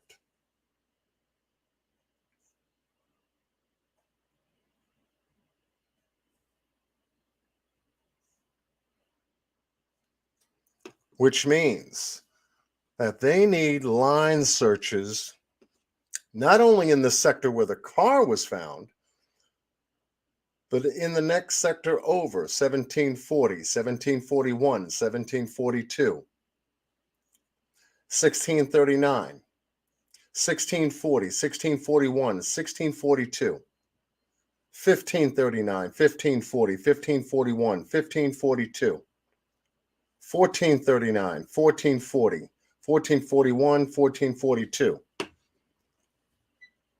Now, had the Buckeye Police Department was able to get those cadaver dogs in, able to get the cameras, able to get the drones out here in this area to fine tune what they've been already able to, at least to a point, also here. 1839, 1738, there's a partial here. 1739, another partial, not far from the Jeep. Line searches need to be done in these areas. And here the Buckeye Police Department shows up empty-handed and just sends 2 officers out there, knowing that they've already invested time, energy, and resources into 22 searches, independent searches looking for Daniel.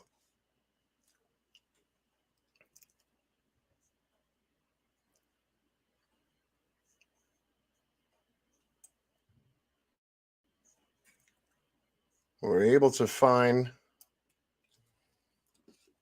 if I can share this with you, some information that we were able to share, at least with Mr. David Robinson, based on whether Daniel's car was on federal land or not.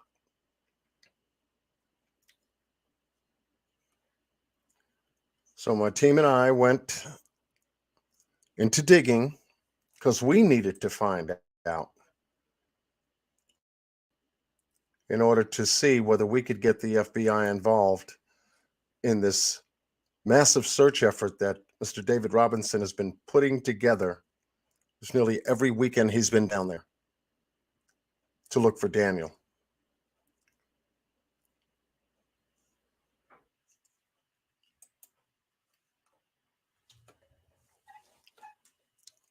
We're able to get a geographic map of the entire region, including Buckeye.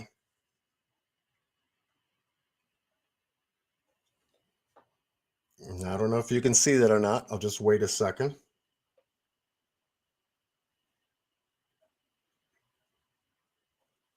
Oh, you can't see it because I did it again. Let me do this. Come back here. I do that from time to time, folks. Don't mind me. I got to screen share it again. I'll just do the whole thing. This way you'll be able to see it. The whole entire screen. Okay, so we came from the site map.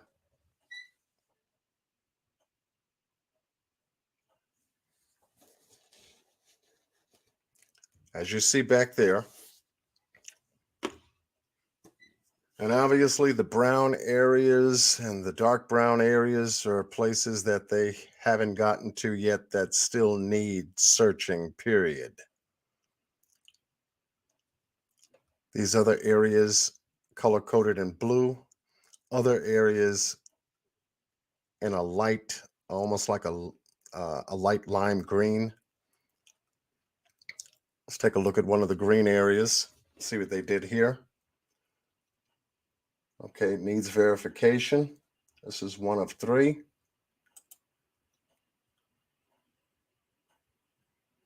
There's a line search, which was a foot search and an ATV search, but not a line searched.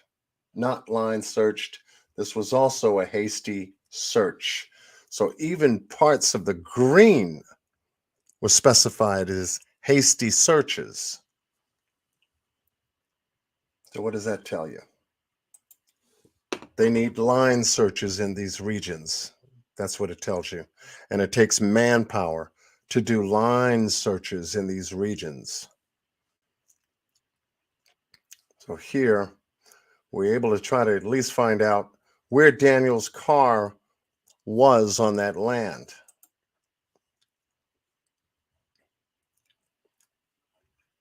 And lo and behold, my team and I was able to locate a geographical map which covered the landmass in this area. What's local, what's state, what's federal land, what's not federal land, what's considered property owned by someone, you name it. But what we were able to locate, thank goodness, was a specific area where Daniel's car was. And guess what we found? Get ready. It's going to blow your mind. Watch this.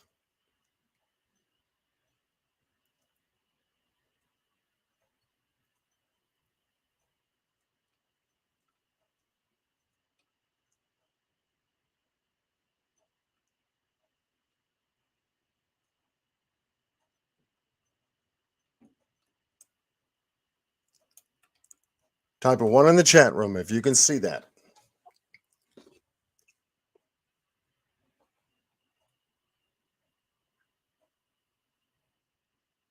Mm-hmm. We've been able to locate the exact location of where Daniel's car, Daniel's Jeep, was found in the ravine. And the green portion that you see next to the brown portion that you see is federal land. The green portion, that is.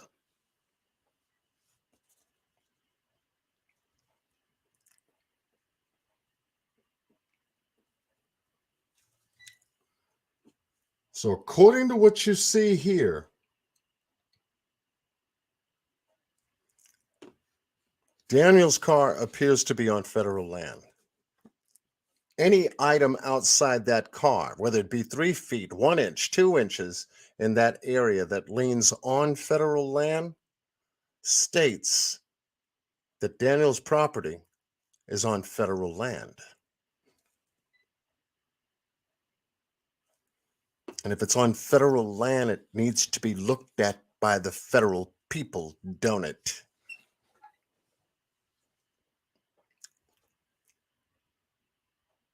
And this is the information that hopefully Mr. Robinson can share with the FBI to let them know he needs their help.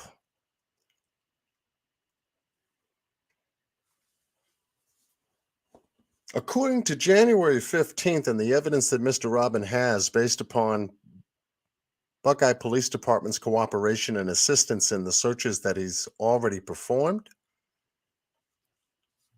he's got a lot to say. And also, it shows what they have done and what they have not done to this day. So by looking at this particular geographical landmark map, what do you think? What do you think?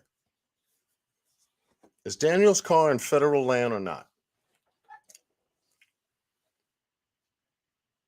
I'll let you take a poll and vote in the chat.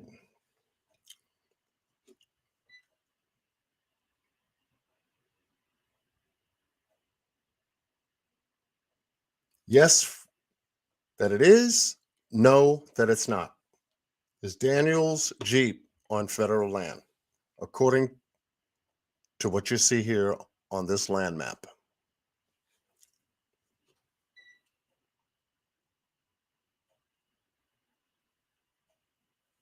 Jan says yes. Leanne says yes.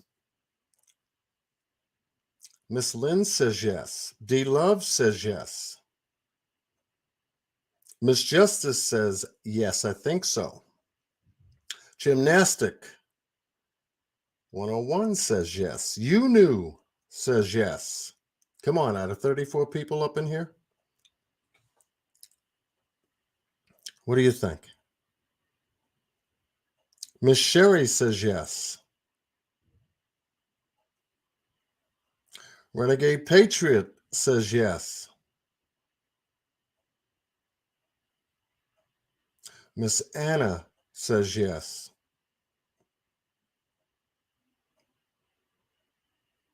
Now, all they have to do is prove to Mr. Robinson that it isn't. But at least he has this particular piece of information that would make them look and share with him to convince him otherwise. Or take a look into this case. At It Again Media, hello. Welcome. Yes. She says yes. Sky Chan says yes. You had to use your magnifying glass to see what I already magnified. Come on, Miss Justice.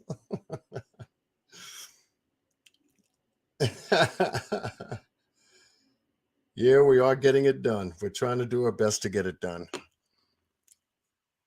But this is what we were able to locate for Mr. Robinson. This was the best find that my team and I had found out of this case so far that moves this case forward in the right hands. We're finding more information, but I can't share that with you at the moment. We're still looking to get certain things confirmed and verified, but we're digging at a lot of information, a tremendous amount, which takes time. And if it's done thoroughly, then we can get a lot of it confirmed.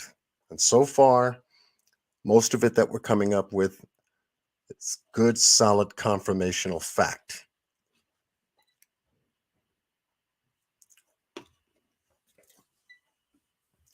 So yeah, I wanted to share this with you as just a small little breakthrough that we're coming across, moving this case forward and trying to help find Daniel and what happened to him on June 23rd when he left that job site and ended up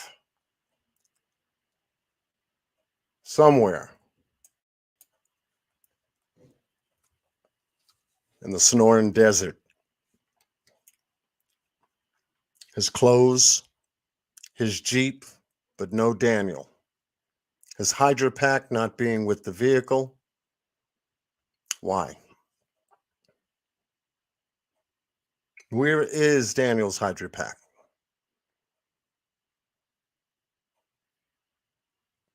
Why just that and nothing else?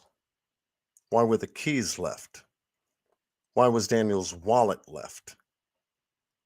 What was the need for his clothes to be there, including his boots and socks and shorts? The rest of his equipment. Did something happen to Daniel? Did something sinister happen? Because this does not look like an accident.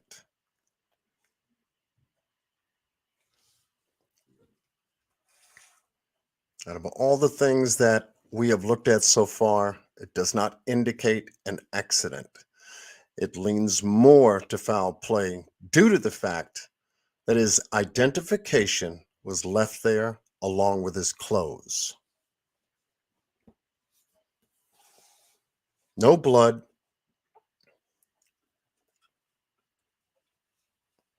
In fact, we're still waiting for the analysis report based upon the both dry and wet fingerprint examination that the Buckeye Police Department did say they did.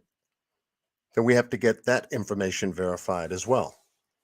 How did the report come out? We're waiting for the answers. We didn't get that information back to see whether it was Daniel in the car driving the car or not, or whether Daniel was in the car alone, or was Daniel with somebody. Okay, waiting for the analysis of the red paint that was found on Daniel's right front end. Is it red paint belonging to another automobile? Because that would put the scenario that Daniel was on the road going one way and another automobile coming another in his direction. Hence, the narrowness of the road would only state or give you the impression that one of those vehicles had to move to the left or to the right. But in this case, no matter which side, Daniel had to turn to the left away from the automobile. That automobile had to turn to the left. So both right sides of both automobiles would have evidence of each other on them. Now, wouldn't it?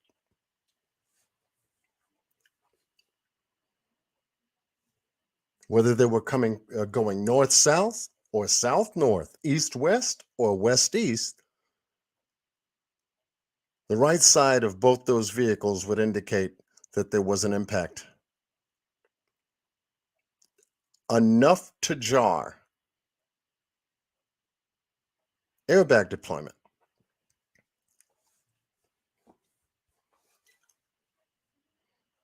Now you can begin to see how the rest of the picture may have unfolded. Hey, you're in a car accident. What is the first emotional impression you get when you're in a car accident? For those of you who may have been in the past in a car accident or collision or even a bump, are you happy?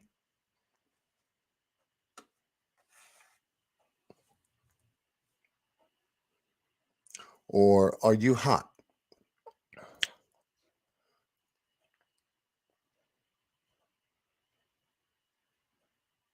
How would you respond? How would you react in a situation like that? How do you think the other driver would have reacted in a situation like that?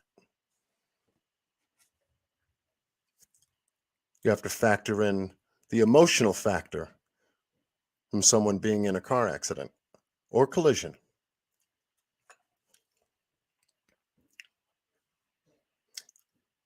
So we're digging into that aspect of it as well. So I wanted to share with you tonight some of the things we found out about the Sonoran Desert regarding the terrain, the crash site where the vehicle was found, the search information, and the search itself. Thank you, Gisela and the Grizzlies over at Grizzlies True Crime for allowing me to share that with my audience tonight.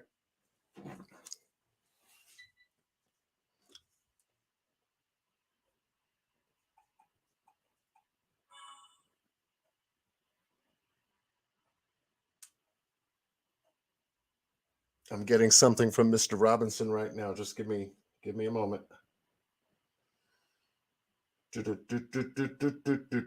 Oh, yes. Okay. Okay. Bingo.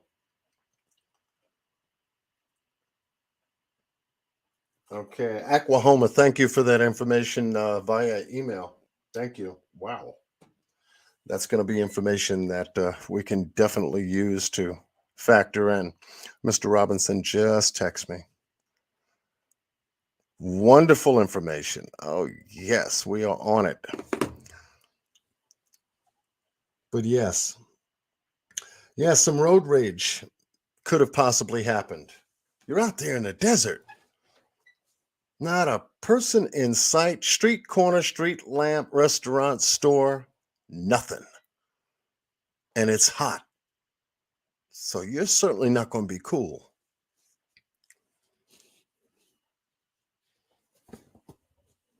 That's the evidence. It's on both vehicles. That which came up off their vehicle on Daniels, and that from Daniels came up on theirs.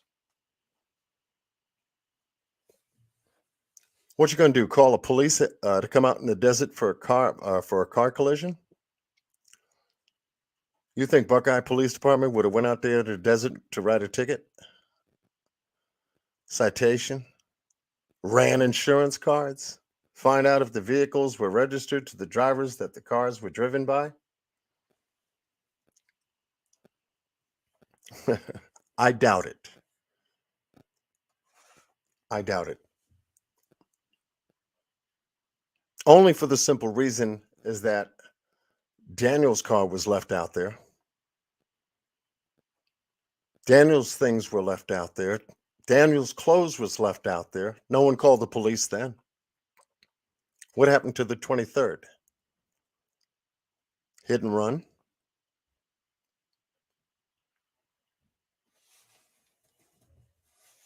What happened to the 25th when the helicopter did the air search? Was the vehicle there? According to them, they didn't find it.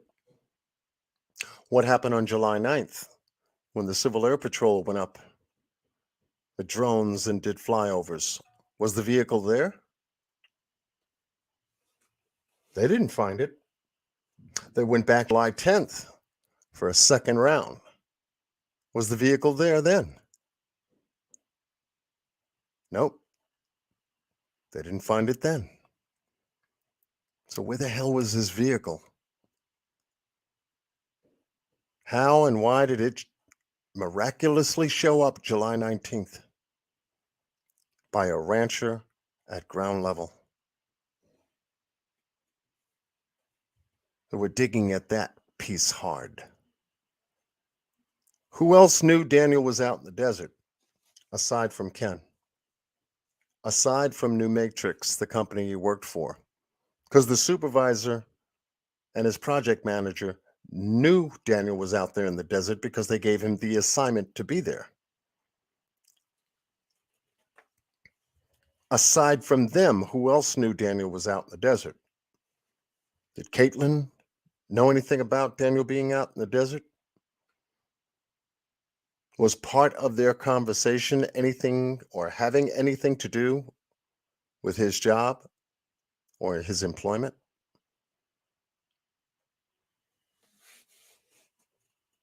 These and many other questions we're digging at. We're starting to find some answers. And thank goodness we've got some real hardworking, heart dedicated folks that I've got the true blessing and the privilege to work with to find the answers, because they are here in this chat room. They've been following every single step of this case, and they have spent hours with me digging into it.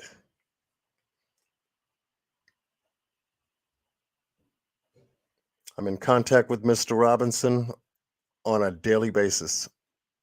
My team is in constant contact with me on a daily basis. If we are not behind the scenes working, we're texting each other. We're sharing information. Then we get together. Then we look at it. We chop it up and we break it down. A lot of it is starting to make sense.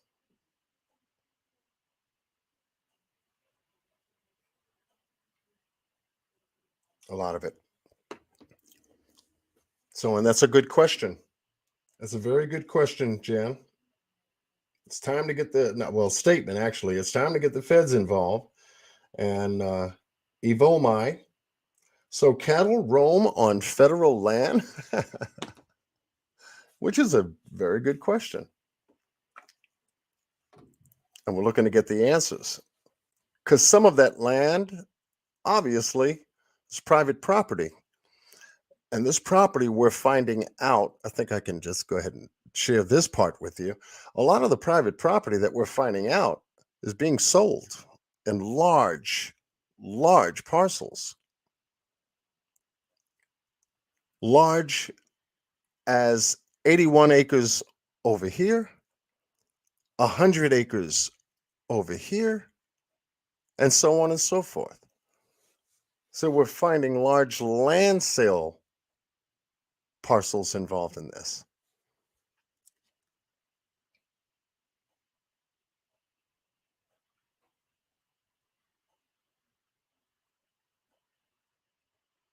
Yeah.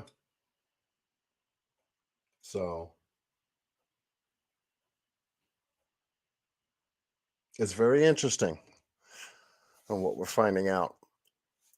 But I wanted to share that with you so that we covered as much information about the Sonoran desert in which Daniel worked, the geographical terrain itself, how large it is, 100,000 square miles of desert, the job site in which he went to, the modifications that were made since June, because we do have modifications there in the month of December when they put that water tank out there, and they expanded that area by clearing out the brush. You saw the huge tire tracks that were out there on that terrain. Looked like they were busy doing something. We saw the terrain traveled by vehicle So the area, obviously, where they found Daniel's Jeep, we wanted to recover that information with you so you can lay eyes on it again. Maybe possibly clear up some information you missed the first time. Maybe even bring up some questions that you may have even now, seeing it again for the second time. And then the search information of the Sonoran Desert by Mr. David Robinson and his team looking for Daniel. And what the Buckeye Police Department brought, and what they didn't bring, and what they still need to bring, and what they still need to do. On the 23rd of this month, which is only 2 days away, Daniel Robinson would be missing 7 months.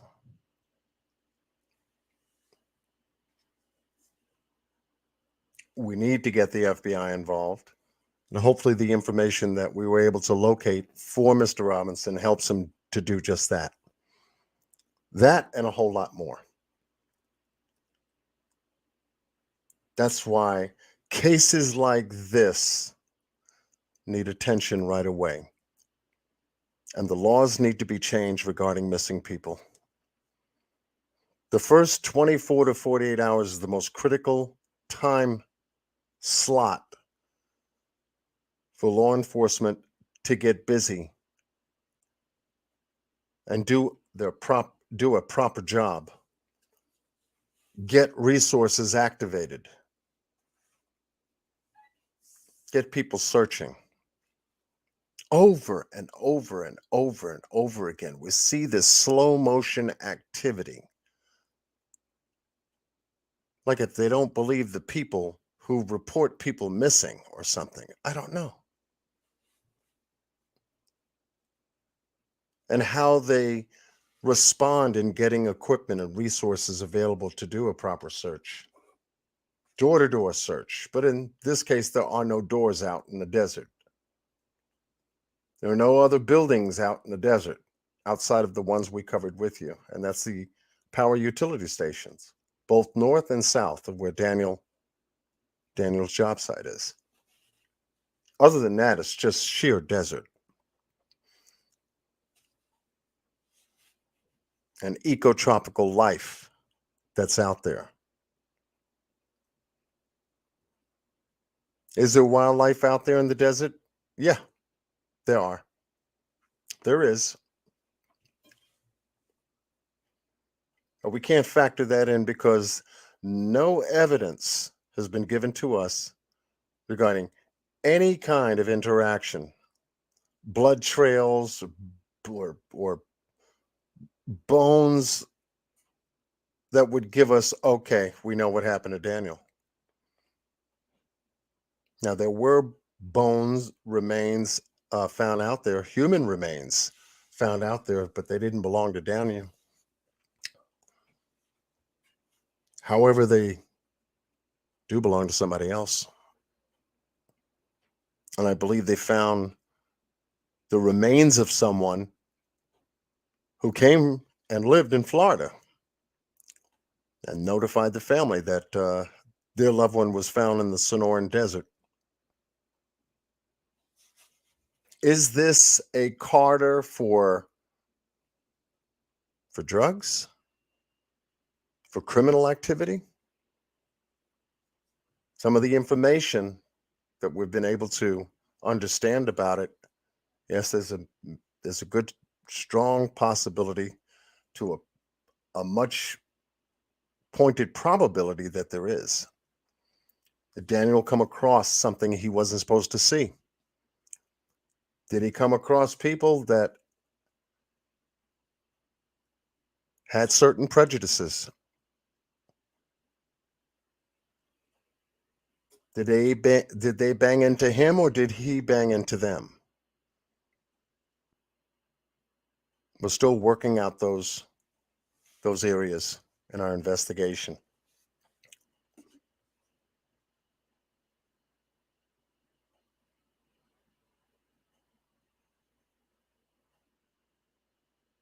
But hopefully, Buckeye Police Department can get up off their tails and get the resources out there that Mr. David Robinson needs to get this search done and out the way. Time is of the essence, only because a lot of the areas that you saw in the video are being cultivated for new community developments. And the last daggone thing you need is to go look for a loved one, yet have construction all over the place, compromising the area you want to search. So time is of the essence for Mr. Robinson, to say the least. So hopefully we're able to find this information as quickly as possible, get it over to him so we can get the types of searches that he needs done to clear a checklist off the table in areas that were important to get searched to begin with. So we're working on it. We are working on it. Right, where's the FBI? Remember, they had a meeting with the Buckeye Police Department without Mr. David Robinson present. So I wonder what that meeting was about. Hopefully we can request the minutes of that meeting and get that information on the table. Hopefully the Buckeye Police Department didn't do a search or say that they did a search without Mr. Robinson present. We want evidence, we want it recorded, we want to see it to know it. Because that's the only way we're going to believe whether it was done or not. See it to know it.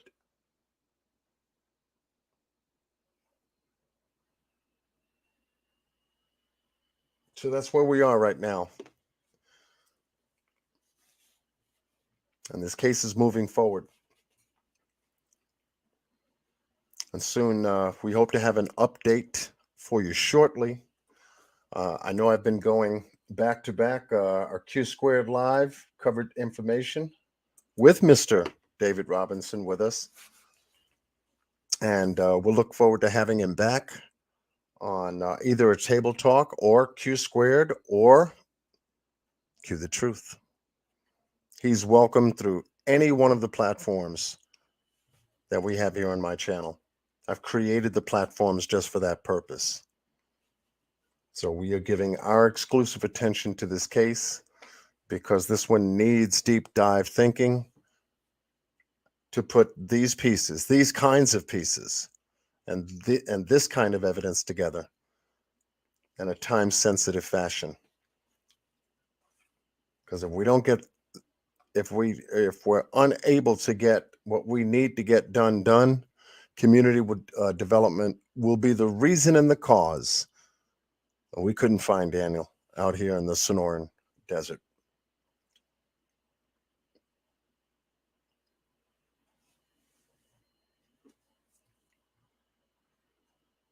So yes, prayers and hearts for the Robinson family. We're working with you. We're praying for you.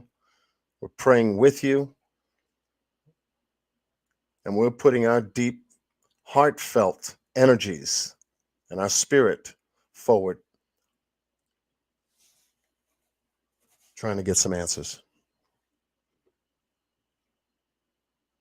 I thank God for selecting me and the team that I'm working with to try to get these answers too.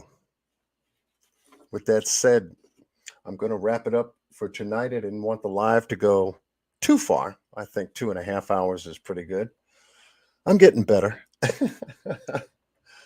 I'm getting better. I want to thank my moderators, Miss Yunu, for jumping up and giving me a quick hug. We all need that from time to time. Mr. Renegade Patriot for moderating, holding it down, keeping the little Russian bots out. But we had Aquahoma in here earlier, holding it down.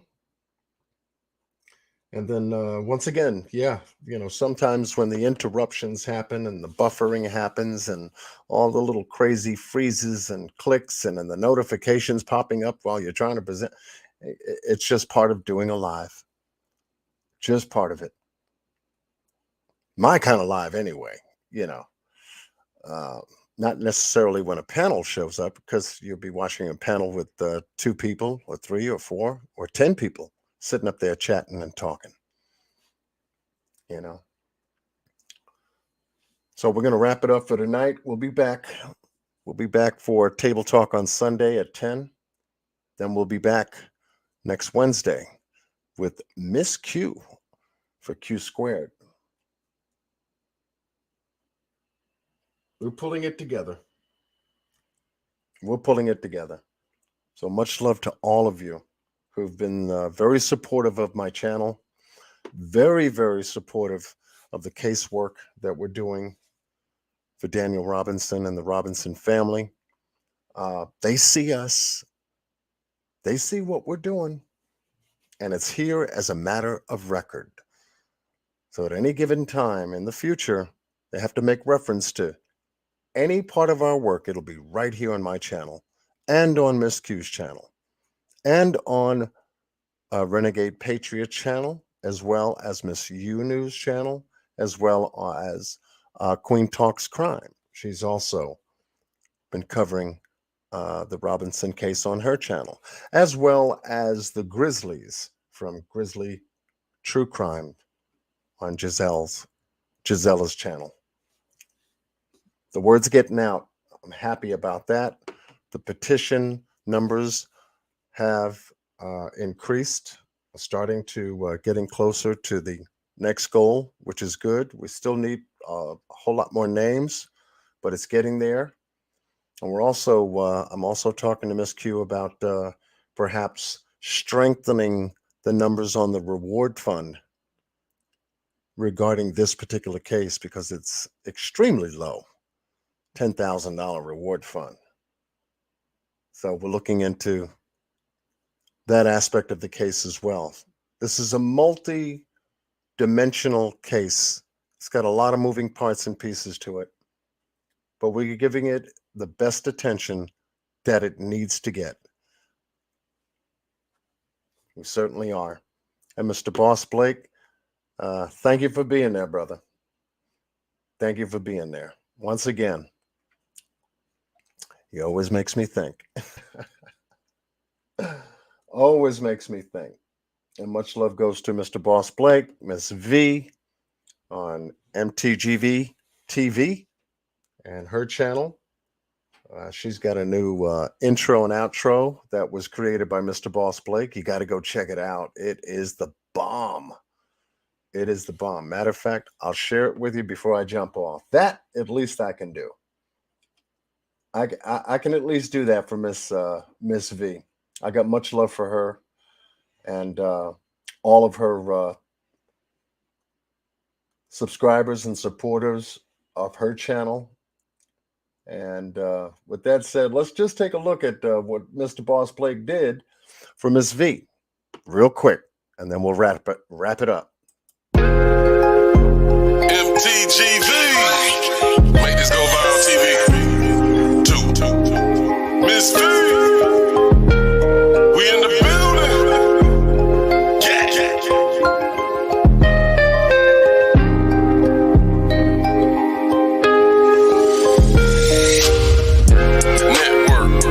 Network, yes sir, you gon' get the best work.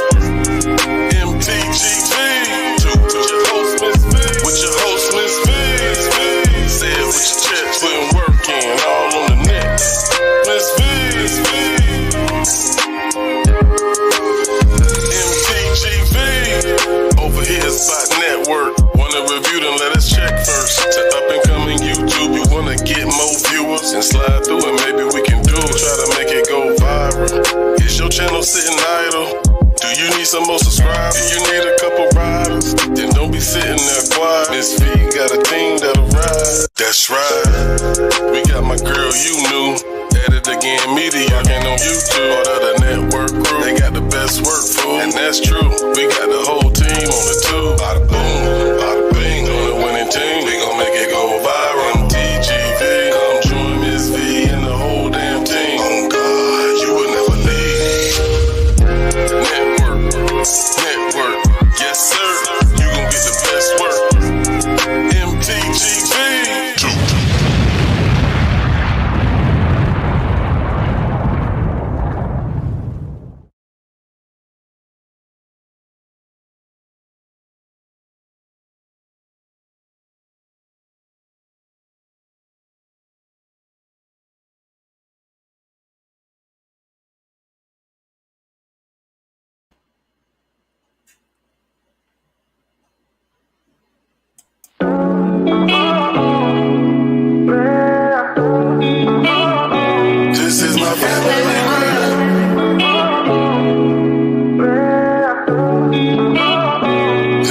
family grind. This is my family, family.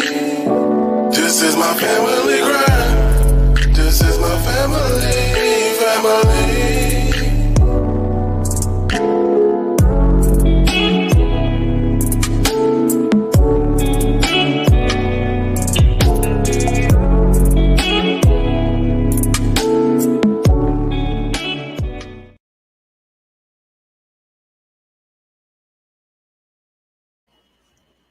Nothing like family. Mr. Boss Blake, Cousins and Conversations. Yeah. So, yes, much love. That's my brother. That is my brother. We got to share that love the best way we can. Much love to Miss V. And her channel is, hey, she got some fire and smoke going on over there. More fire than smoke. That's for sure. Anyway, I'm going to wrap it up. Thank you all. Excuse me. Thank you all, and much love to you for sharing your time with me, because I'm devoted to giving you my time. So was Miss Q. And so was all of the content creators that I mentioned here tonight and on previous lives. You know who I'm talking about. You know exactly who I'm talking about. So there's no escaping John Q. Until next time, be well and stay blessed with Godspeed. I'll catch you later.